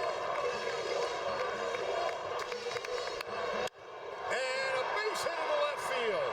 1 run is in. Here comes a throw to the plate, and he is safe at the plate. It's a 4-2 Australia lead. Huber scores. Collins scores. Harmon goes to third. Standing at first with the hit, James Beresford.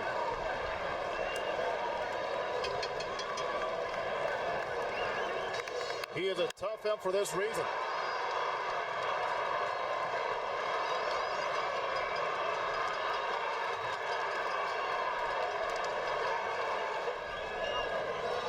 Great charging play by Cepeda. A solid throw just off the plate as it doesn't enable Pistano to block the plate, and a great slide by home plate.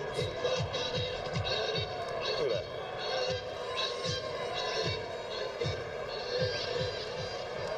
Lazo is lathered, and he's done.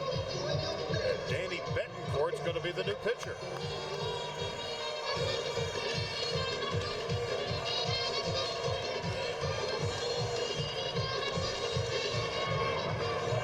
Lazo faces 5 batters, gives up 3 hits, a walk,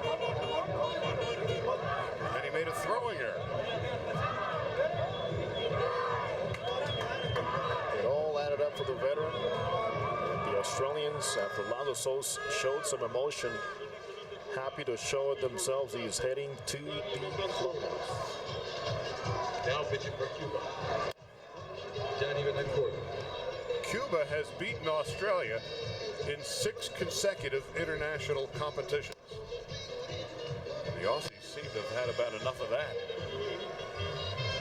They're just tough out after the other. And again, just like we saw, Charlie, in the game against Mexico, it seems like they build off one at bat, even sometimes off a bad at bat, but there's a lot of communication in the dugout. There's great atmosphere throughout their clubhouse. And one thing I got clear today from one of the representatives is there's no big league in that clubhouse. One guy comes in there with a big attitude, and let me tell you, they say Graham Lloyd will be the first one to say, no, not here. We have too many pranksters. We'll get you down to earth quickly. Well, the new pitcher, Danny Betancourt, Catcher. didn't have much of a year last year for Santiago. So here are the Aussies. You're talking about building on each at-bat. We just look at the first 3 innings, for instance, as the young wonderkid Aroldis Chapman. He struck out 4 batters for 3. He seemed to be untouchable. Then in the 4th inning, as his pitch count began to mount, the Aussies were extending their at-bats. They got the kid out of there. They've gone to the Cuban bullpen, and they have penetrated that bullpen. And you bring up a good point. How did the pitch count start to amount? By being more patient and more selective. Get yourself into hitting counts. So they got the 100-mile-an-hour fastballer out. And now Danny Betancourt, the 4th Cuban pitcher of the evening, with runners at 1st and 3rd. And Andrew Graham, who's 0 for 2, is now 0 and 2. Let me tell you, morally, and it's a tough blow when a guy like Lazo gets lit up for this ball club, because he is the one guy they look up to. The idea was to get him extended to shorten the gap to get to the 9th inning. Did not work. The veteran leader has a difficult time, and now Australia feeling all sorts of confidence. Did Graham go around? Yes, he did. That ends the inning. But Australia storms from behind with 3 in the bottom of the 6th, despite leaving 2. 4-2, we head to the 7th.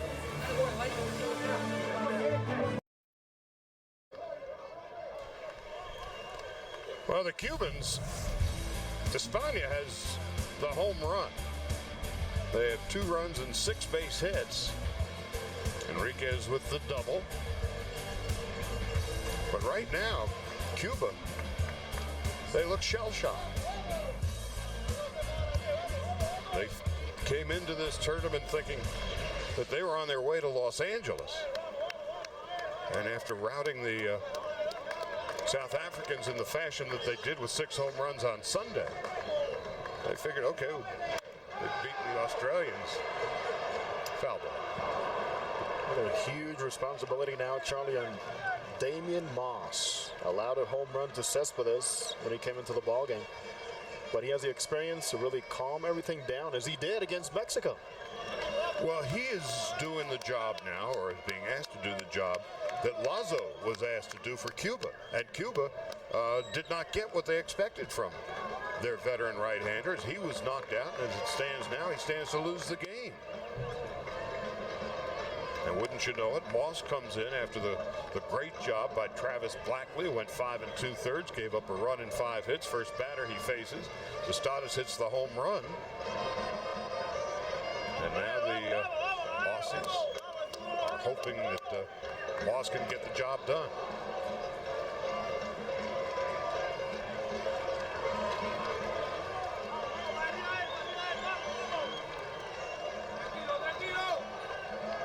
Here's Pistano, cocks a swing. And a big follow through. Makes him even drop the bat. One thing he keeps looking at the Australian dugout. Better keep his eye on Moss. Foul tip. Bullpen activity now for the Aussies. The Angel, Rich Thompson, pitched so very well on Sunday, warming up down the right field line. He was the one on the mound to finish out Mexico, the early termination game. And there's old Graham Lloyd.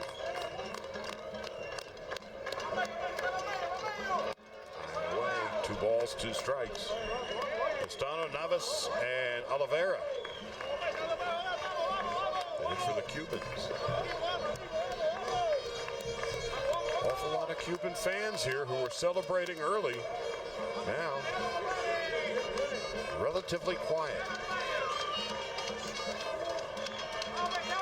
Swung on and missed, strike 3. You can just feel the momentum seeping away from the Cubans and onto the side of the Aussies. That momentum has taken Pistano to spread the zone a little too much because he's very over anxious. You know what? Pistano's extremely angry right now. And you can see it. You saw behind the plate with Lazo. He and Lazo were never on the same page, and he carried that into that at bat. It's not a good sign. Again, the things we were talking about earlier in the ball game, Jose. One of the things that fuels this Cuban team is the passion, and it seems to be one of the things now that's unhinging them. I'll repeat. What happened to Lazo is a big blow to that ball club. A veteran who's been in 4 Olympics. This is second World Baseball Classic. Simply was unable to get the job done. As Australia. It took them 6 innings, but they finally have the lead in the game. It's 4-2. Navas has struck out, singled, and scored a run. And for Australia, Charlie is getting closer and closer to taking that flight north to the U.S. The winner of this game is guaranteed a trip to San Diego.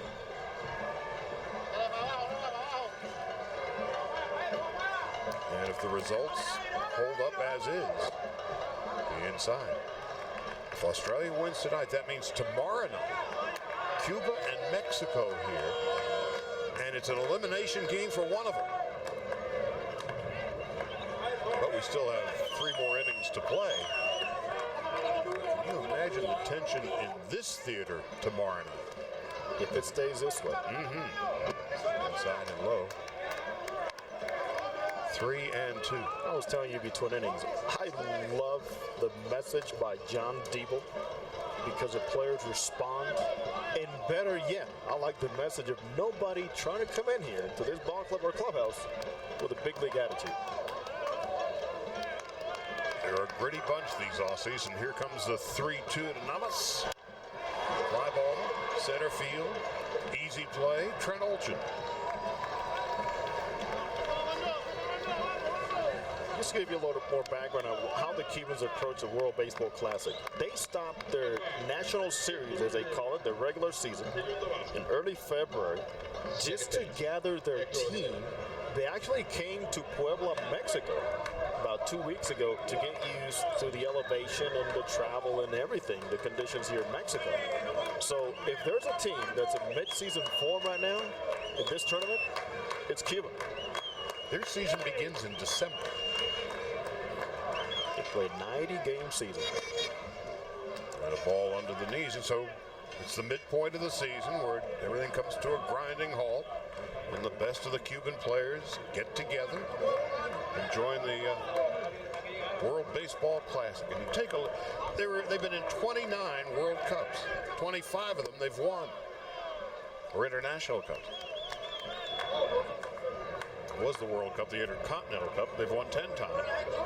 5 Olympics, 3 golds, 2 silvers. And of course they lost to Japan in the World Baseball Classic. So the Cubans,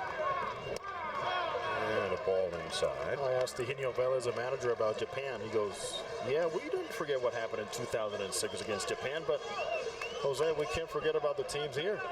That's our approach. But boy, the minute you mentioned Japan, it was like, hey, wait, stop. A 2-out walk to Oliveira. In fact, in Fidel Castro's comments today, yes, Japan came into play. Well, who's going to argue?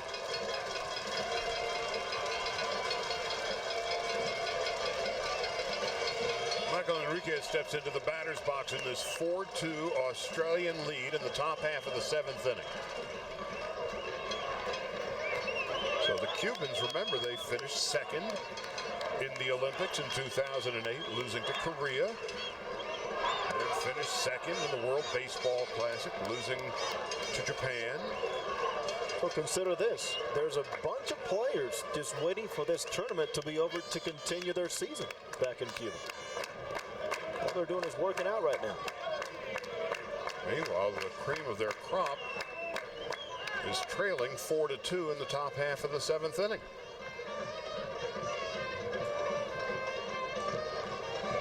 And for what, the last 25, 30, 35 years, Cuba was generally regarded as the dominant. Here's a fly ball to left field, and deep, and back there, and it is off the base of the wall.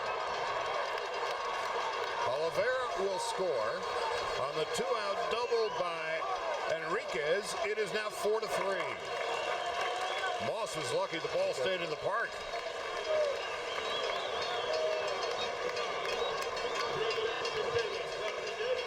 Early landing by Michel Enriquez and hammers a cut fastball inside by Damian Moss. And again, over the head of Hubert. A favorable hop as the ball went away from him. And good base running, cutting the corners, driving in with that shoulder. Cepeda at third base, wasting no time, knowing his runner really helped him in getting very good secondary leads and very good rounding around the bag. Pitching coach Phil Dale going out to try to settle down Damian Moss. So the 2-out walk to Hector Oliveira comes back to bite Damian Moss and the Aussies. It's now 4-3.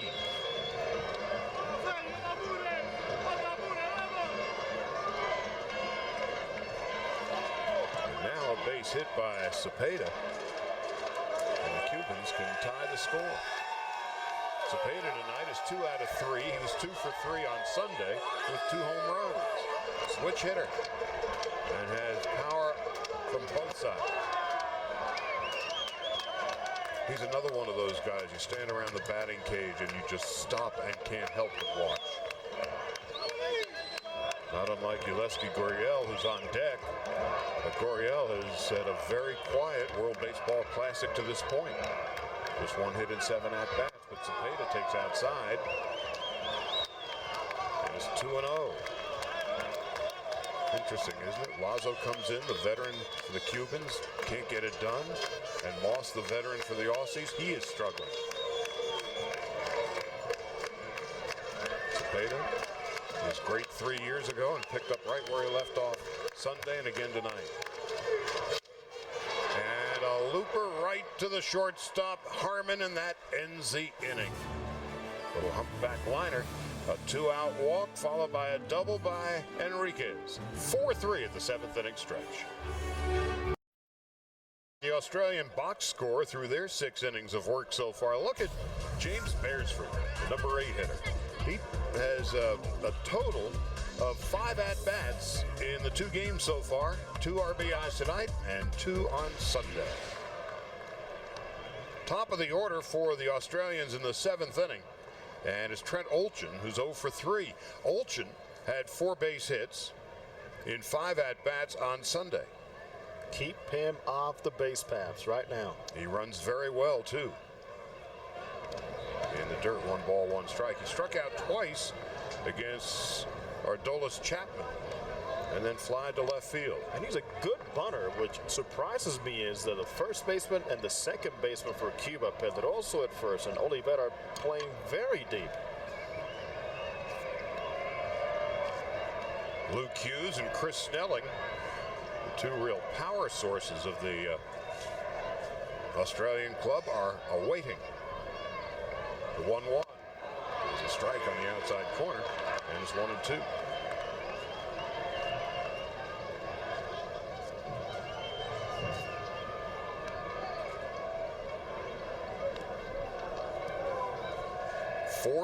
We begin the bottom of the 7th. To left field, easy play for Cepeda. 1 gone.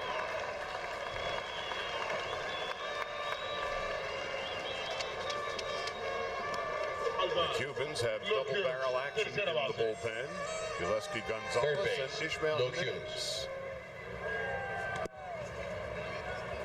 Gonzalez has been up and down seemingly all night. Now Luke Hughes, who has scored 2 runs tonight, a walk, a double, and a flyout. Up high. Looking ahead to the 8th inning for Cuba, there are 4, 5, and 6 hitters coming up. Gurriel, Despaigne, and Testadas. Ball and a strike now to Luke Hughes. Hit a home run, knocked in 3 on Sunday. And has scored 2 tonight. Up high.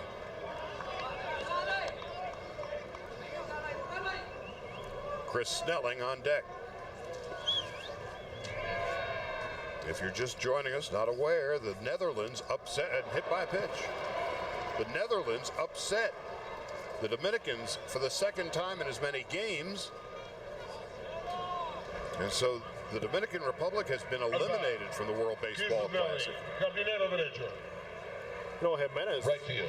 warming up in the bullpen, what he starts with is a weighted ball. And then the pitching coach, Elosegui, in the bullpen hands him a real baseball. And I've held this weighted ball. Let me tell you, they talk about arm strength and building your stamina and your wrist whip. It's also extremely dangerous. Well, I guess it's pitching's answer to putting a donut on your bat. There you have it. Chris Snelling takes high and away. Well, a lot of pitchers, more conventionally, will long toss and throw real hard from about 10 or 15 feet behind the bullpen rubber before getting on the hill. And I've never seen that before. A weighted ball, yes, and they showed me that. Elosegui showed me that back in 2006. And is it really noticeable? Oh yes, oh yes. It weighs more than the regular baseball. Snelling tonight is 0 for 3, and the Philadelphia Philly takes the ball upstairs 2-0. Danny Betancourt, the 4th Cuban pitcher of the night. The Aussies have used 2, and yet another meeting at the mound.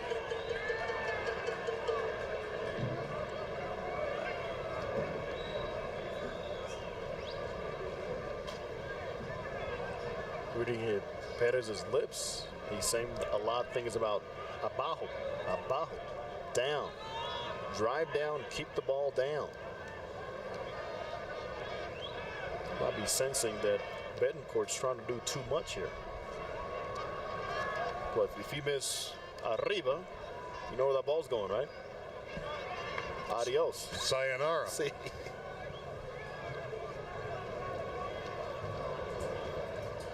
All right, so it's 2 balls and no strikes.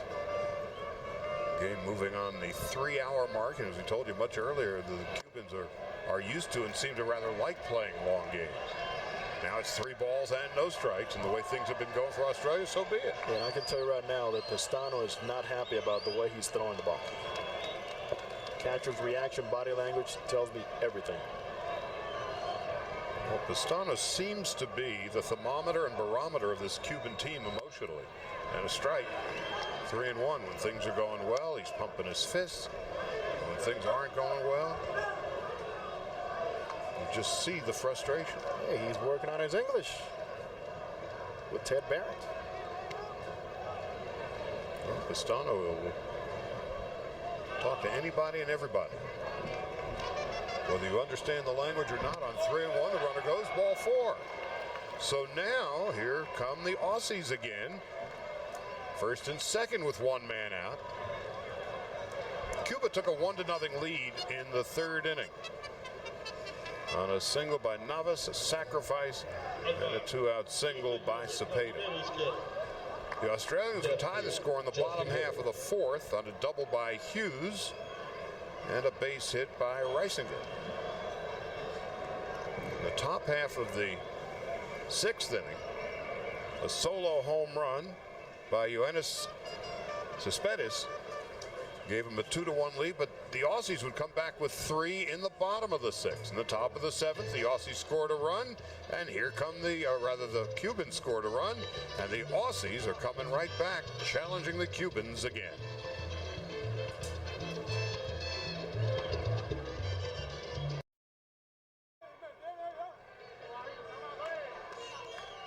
New pitcher for the Cubans, Ismael Jimenez, and Justin Huber takes a strike, and it's 0-1. One thing about these Australians, as you take a look at Jimenez's numbers,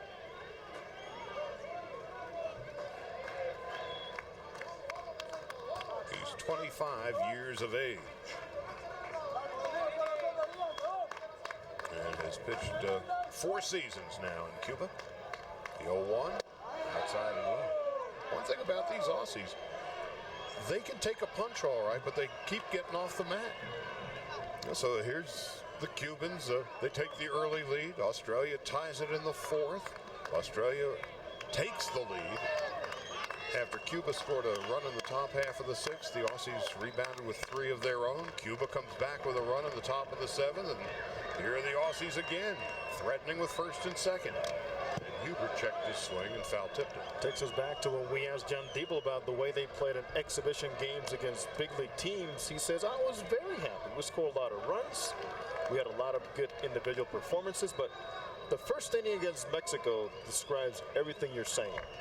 They scored first, Mexico came back, they just never let up. The Australians scored 3 runs in the top half of the first against Mexico here on Sunday, and the crowd was going crazy as the Mexicans responded with 5 in the bottom of the first. And there's a fly ball to center field. Drifting on back is Cespedes. He's there, and he will make the catch. And tagging and going to third is Hughes. And now there are runners at the corners and 2 out.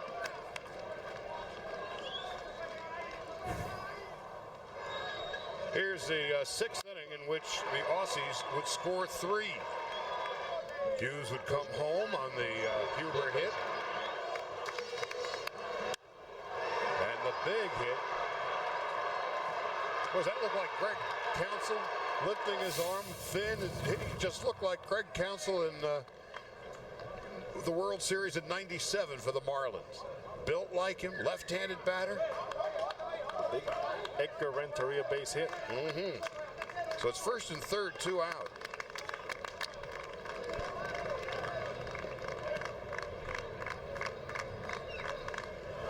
Reisinger takes a strike. The one thing we've seen about Giannis Cespedes, the center fielder, got a home run and a double tonight. You take a look at home plate umpire Ted Barrett.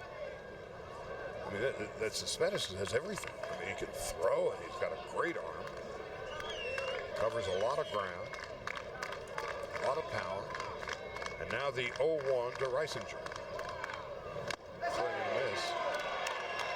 And it's 0-2. Well, they take their hats. I just love the attitude and the approach all game long and not getting fooled and not being intimidated by anything. It's one of those crazy expressions that never makes sense until you see it. Controlled aggression.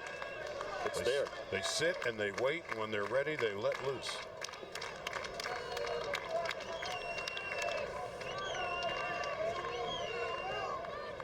Jimenez is the 5th pitcher of the night for the Cuban club. This could be the pitch that determines this ballgame. 0-2. First and third. Hughes leading from third. Snelling from first.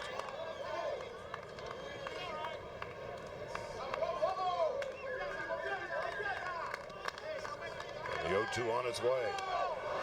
And the bases are now loaded. That's the second batter hit by a pitch tonight. In fact, in this inning, by Cuban pitching. Well, it was Reisinger who stared down Pedro Alonso when he struck him out. This one gets away from the pitcher Jimenez. And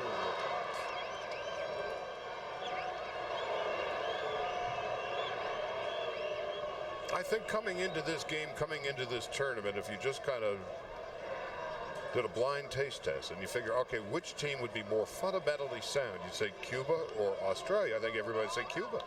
But on this night, the Aussies have played the game extremely well. They've been focused and composed, and it's the Cuban team that seems to be unhinged. Talk about even keel and one level of consistency and intensity. The Aussies have shown it.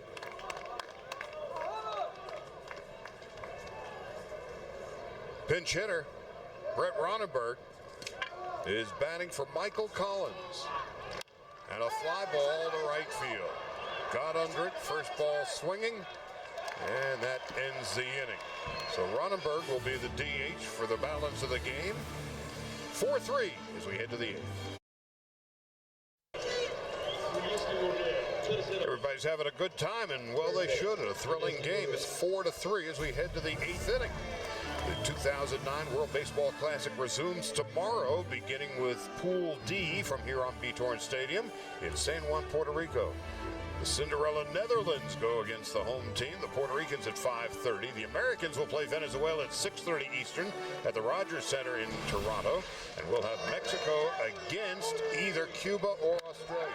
The loser tonight will face the Mexicans tomorrow night at 10 o'clock Eastern Time. Leadoff hit for Yeleski Gurriel as we begin the 8th inning. Gurriel was hitless in 3 at-bats and just 1 for 7 in the postseason. Rich Thompson giving up the leadoff hit.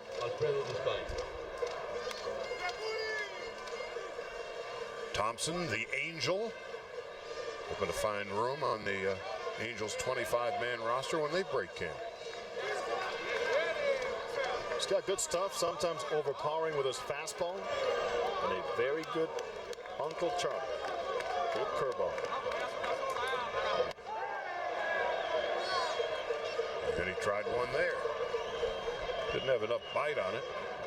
And so Despaigne had to get out of the way. 1 for 3 tonight. Despaigne did not see the spin very well. He reacted to a fastball inside. Fans reacted because of his reaction, and really there was much ado about nothing. There's a fastball and a fly ball to center field, drifting on back. Trent Olchin. Gurriel went halfway and retreats, and that's the first out of the 8th inning. Well, the drama's beginning to build here at Foro Sol Stadium in Mexico City. As Vinny Castilla's Mexican team waits for the loser of this ball game playing tomorrow night. And tomorrow night, should it be Mexico and Cuba, A, there won't be a seat to be had, and B, one of those teams won't get out of here. Eugenio Velez has been using the word brotherhood as how people have treated them here in Mexico. If they face the Mexican teams here tomorrow, forget the brotherhood. 1 ball, no strikes. Cespedes with a home run in his last at-bat. He fouls it off to the right now to play. It doesn't look like the crowd is losing by a run, does it?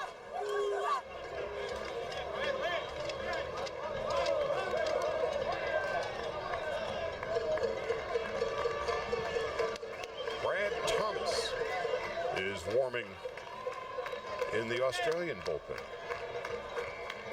And he's an answer to a trivia question.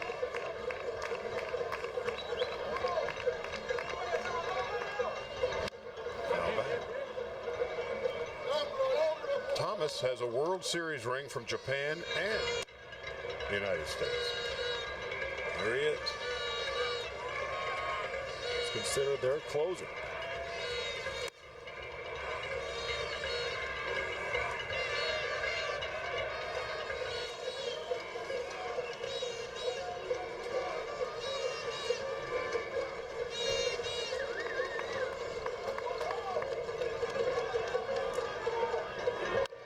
He was a member of the Red Sox in 2004, albeit briefly, so that's how he got his World Series ring there.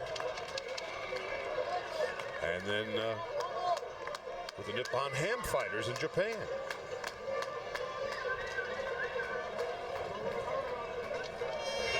Thompson has a very deliberate delivery to the plate from the stretch. I would not be shocked if Gurriel runs here. He's got good speed. That's a 5-tool player, the kid who's leading off first base. Stays put. A whack foul down the left field line. There are times when historically I've seen Eugenio Velez play conservative baseball. And usually the closer it is, the less you'll see hit and runs and attempts to steal. So when he is playing with house money, he's a little more reckless. Yes, he is. And when the game gets a little tight, so does he. He wants the long ball. 1-2 to Cespedes. Just inside, 2-2. The bottom third of the Australian lineup will hit in the bottom of the 8th. Harmon and Beresford has been the hitting hero with the clutch 2 RBI single in the 6th inning. That spells the difference. Australia leading at 4-3. And then the catcher, Andrew Graham. But first, Thompson has to get out of the top half of the 8th. Breaking ball, call, strike 3. Oh, doctor. Guess who showed up? Rainbow. Beautiful pitch executed and nice follow through by Thompson. He really has been dropping very well over that front leg and finishing off those pitches. Buckle. Lord Charles makes an appearance. Just in the nick of time for the Australian point of view. Phil Dale is the pitching coach for Australia, has been for a long time.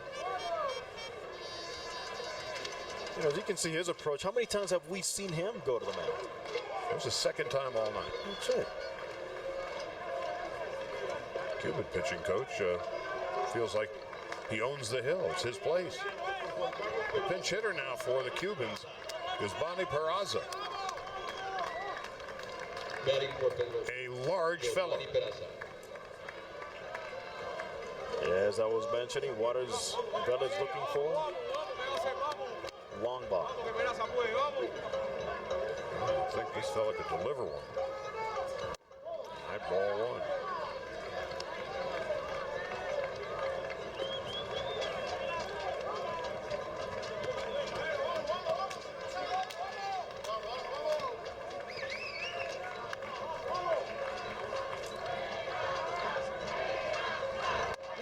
The catcher by trade is Peraza. He's 30 years of age.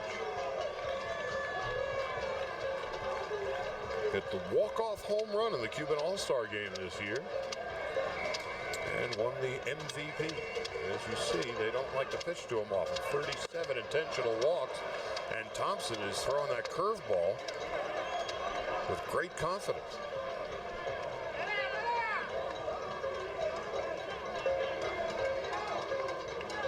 Big man looking for something up in the zone.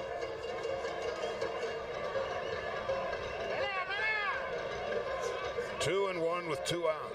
Tying run. Gurriel's at first base. He can run. An extra base hit could score. Oh, there's a fly ball to left. And it's deep. And it's gone. A pinch hit home run. Giovanni Peraza has given the Cubans a 5-4 lead.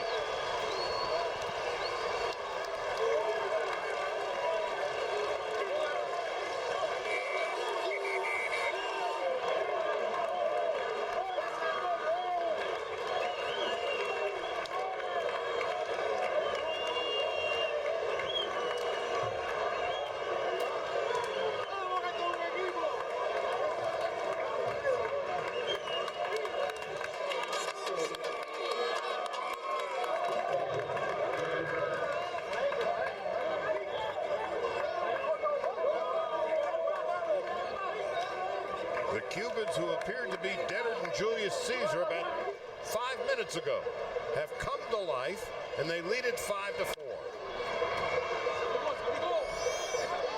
Castano with a fly ball to short center field. Olchin makes the catch, and the inning is over.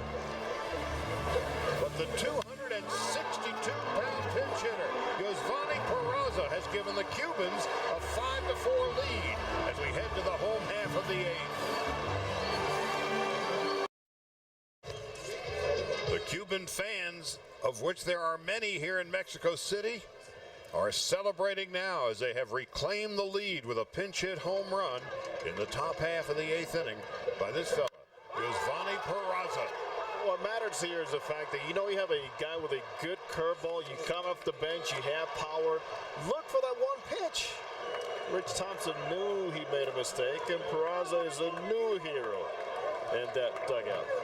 And I was saying what Eugenio Velez has told me time after time, the Cuban manager, late innings, I want the home run. Well, he got it. Well, Peraza in the Cuban All-Star game this year hit a walk-off home run and earned MVP honors, and this home run far bigger than that. And for the third time tonight, Cuban pitching has struck an Australian hitter. Brad Harmon hit by a pitch. Well, they get a leadoff hitter aboard here in the bottom half of the eighth. It's going to be very interesting now, Jose, to see if the Aussies can bounce back off the mat yet again. And you're looking for ways to get on base. Well, this one hurts, but it counts. Certainly no intention on this one. You don't want to get that guy aboard and give him more base runners. It immediately represents the tie-in run. Now, is this a situation where John Diebel might be inclined to sacrifice? And here's the Greg Counsell look-alike. He baptized him, huh? Oh, man. When he came up with that two-out RBI hit in the 7th inning, or 6th inning, lifted his arms. He's sleight of frame, not unlike the veteran Counsell. Left-handed batter. And now being called upon to sacrifice. There's no balls and a strike. Beresford 2 for 3 tonight. Gave Australia the lead, albeit now briefly. 5-4 Cuba. And now it's 0-2. Played rookie ball, as you mentioned before, Charlie, and you know he was asked to do this on more than one occasion playing rookie ball. Doesn't matter where you hit. These are things that you're expected to do well. Just 20 years of age is Beresford. Looks like the next time he shaves will be the first time.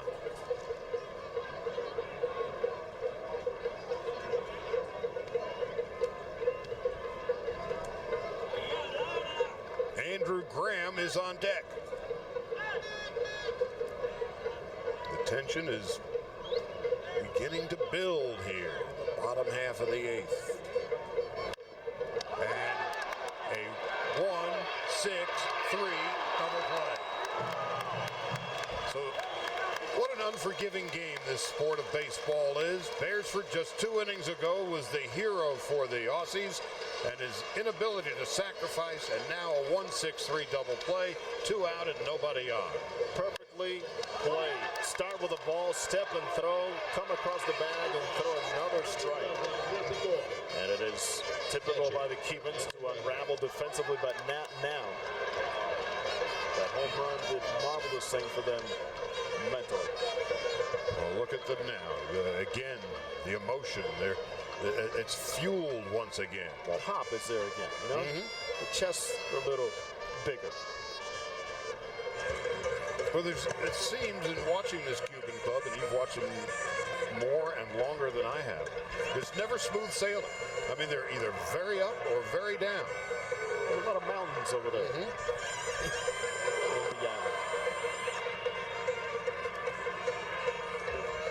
The catcher, Ariel Pistano, had some equipment issues, and that's the reason for the delay. His shin guard buckle came unbuckled. So now 2 out and nobody on. James Beresford, who's the hero in the first game against Mexico on Sunday, and things were going along swimmingly until this at-bat. Now it's 2 out and nobody on.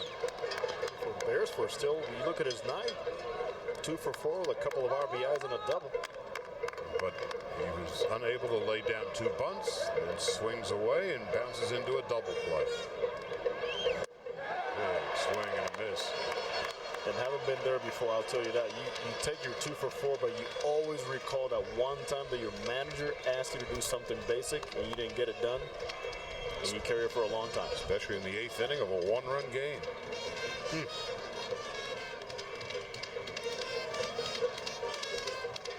0-2 to Graham. And that ends that. And now all of a sudden the Cubans look like an entirely new team. As we go to the 9th, they lead it 5-4. The 2009 World Baseball Classic resumes tomorrow, beginning with Pool D from here on Beatorn Stadium in San Juan. It's going to be the Netherlands, the Cinderella story so far of the World Baseball Classic, against Puerto Rico. That's at 5:30 Eastern. The U.S. will play Venezuela at 6:30 Eastern at the Rogers Center in Toronto, and then we'll be back with Mexico against either Cuba or Australia. The loser of tonight's game goes against Mexico. Check your local listings for the exact game in your region. The World Baseball Classic Baseball is spoken here. Important to clarify that even though you have gone into the next level, gone to the next step in the tournament, you have to determine, because of seeding, who goes as the winner. Who goes as the number 1 seed out of here. Boy, Brad Thomas has pitched literally all over the world. Pitched in Japan, in the States, Korea, and now Cuba with a 1-run lead in the top half of the 9th inning. A pinch hit home run by Giovanni Peraza. Brad Thomas, fascinating story. As you mentioned, he's been all around the globe, but he became the first foreigner to save 30-plus games in the Korean Baseball Organization. Got very good stuff from the left side. Breaking ball in. Navas tonight is 1 for 3 and a run scored.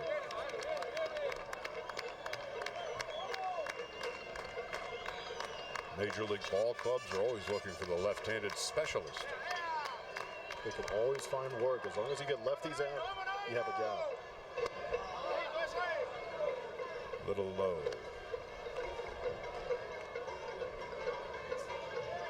Well, the hero of the night to this point, through 8 innings, pinch hitter Giovanni Peraza with a line drive home run, hanging curve, thrown by Rich Thompson. Fastball, strike 3, 1 out. He can do that. He's not afraid to pitch inside. Carries that attitude of toughness to the mound. And he is able to climb the ladder.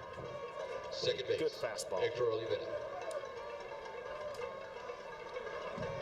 That's 1. It'll be the top of the order for Australia in the bottom of the 9th. The strike, 0-1.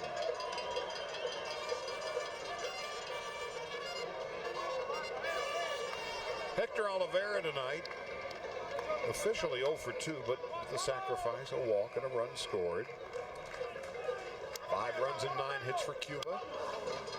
4 runs, 6 hits for Australia.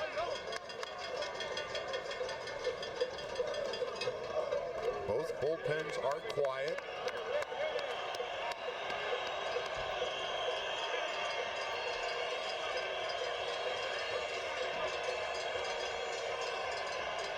Nothing in 2 as Thomas delivers to Olivera. Strikes him out.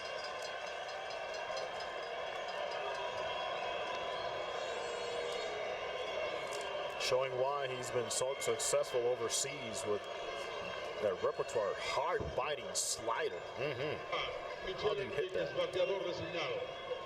Just hope it fell it off. 2 out, nobody on, and Michael Enriquez will hit. 2 for 4, 2 doubles, an RBI, got a board on an error. Line, oh, look at that play by Luke Hughes. What a play to rob Enriquez of at least a single, maybe a double. That ends the top of the 9th. Last licks for Australia, they need 1 to tie. We go to the bottom half of the 9th inning. Charlie Steiner, Jose Mota. It's been a thrilling game. It's been a long one, to be sure, about 3.5 hours. But here we go, down the home stretch. Top of the order for the Aussies. They trail by 1. Trent Olchin, who had 4 hits in the first game and 0 for 4 tonight. Ismael Jimenez, who came in with 1 out in the 7th inning. Now assigned to close it out, although Australia, with Olchin and Hughes and Snelling due up. Cuba's got a double barrel action in the bullpen. The center fielder for the Cubans, Leonis Martin. He is considered their best overall athlete. 5-tool player. And he is about as deep as a center fielder can be in this ballpark. Olchin takes inside. 1 ball, 1 strike. If Olchin gets aboard, he's a very fast runner. Hughes and Snelling are the 2 real power sources. So if he gets aboard, while in conventional wisdom might be, hey, you might want to sacrifice. But with Hughes and Snelling, should Olchin get aboard, 1 swing wins the game. Yeah, I wouldn't do it. If anything, I would use Olchin and his threat to run to get me better pitches to hit for the guys following. And force the pitcher at this point, and then it. Swing and a foul tip. Stays alive. Yeah, so this is where, I mean, we're kind of getting ahead of ourselves, but yeah, thinking ahead is if you're a manager, you don't always want to exploit the base running by running. There's so many issues with base running that help your ball club without taking off. And managers, of course, are thinking 1 and 2 batters down the road. What if? How do we do this? And how do they counter that? But first things first, Olchin's got to get on base. We are here to pass it on to you. Olchin 4 for 5 on Sunday. Is it my imagination, or is Yulieski Gonzalez, who's warming in the Cuban bullpen? He's been warming up down there since last Tuesday. He's been typical. up all night. Very, very typical. There's no babying arms in Cuba's team. Luis Rodriguez, a right-hander, warming in the pen. As they like to call it around their clubhouse, we have a team of men, not a team of names. Names don't matter. The outfield, all of them extremely deep. The 2-2.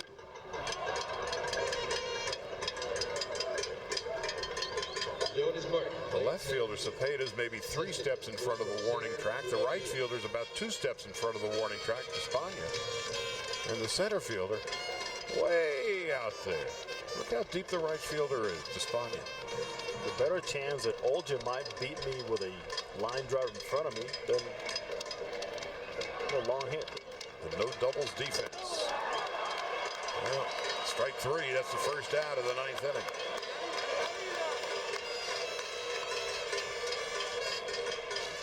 Well, you keep Trent Olchin off the base paths, 0 for 5 with 3 strikeouts, you have a very good chance of winning a ball game. Great execution. Tied him up big time with that breaking ball. Luke Hughes tonight. Flied to center. Doubled. Scored a run. Walked. Scored a run. And was hit by a pitch. So after all is said and done, he's 1 for 2. 2 runs scored. Hughes has a lot of power. Hit a home run on Sunday. This young man, if he stays healthy, Charlie, has a very bright major league career ahead of him.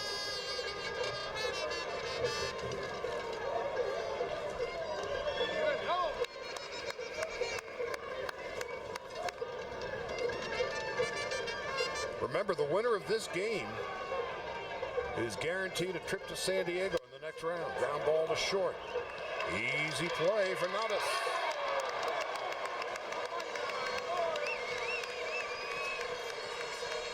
The Aussies are down to their final out. Look at the step by the Cubans. It is just another hop in that step defensively.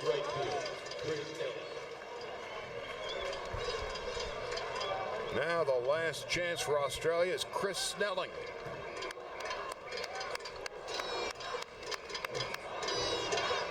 It's going to be a very long night for Australian relief pitcher Rich Thompson.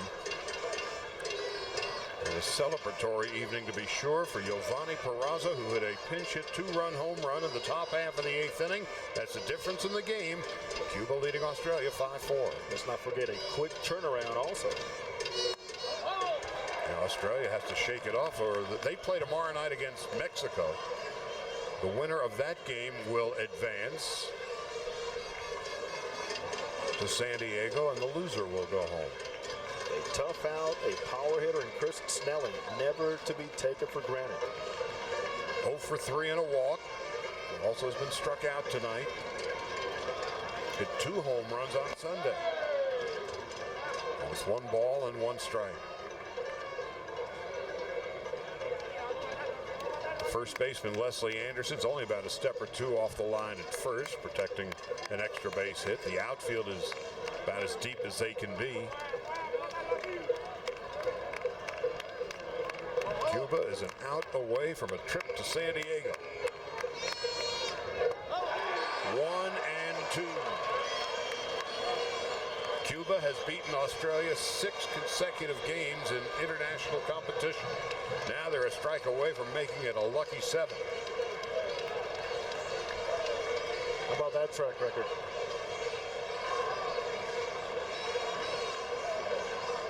A ball and 2 strikes to Chris Snelling.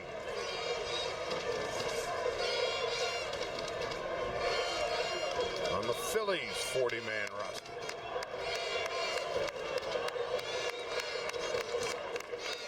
One ball, 2 strikes, 2 outs. Ishmael Jimenez getting the sign from Ariel Pistano. And now, breaking the tension, Snelling steps out of the box. The 27-year-old Chris Snelling.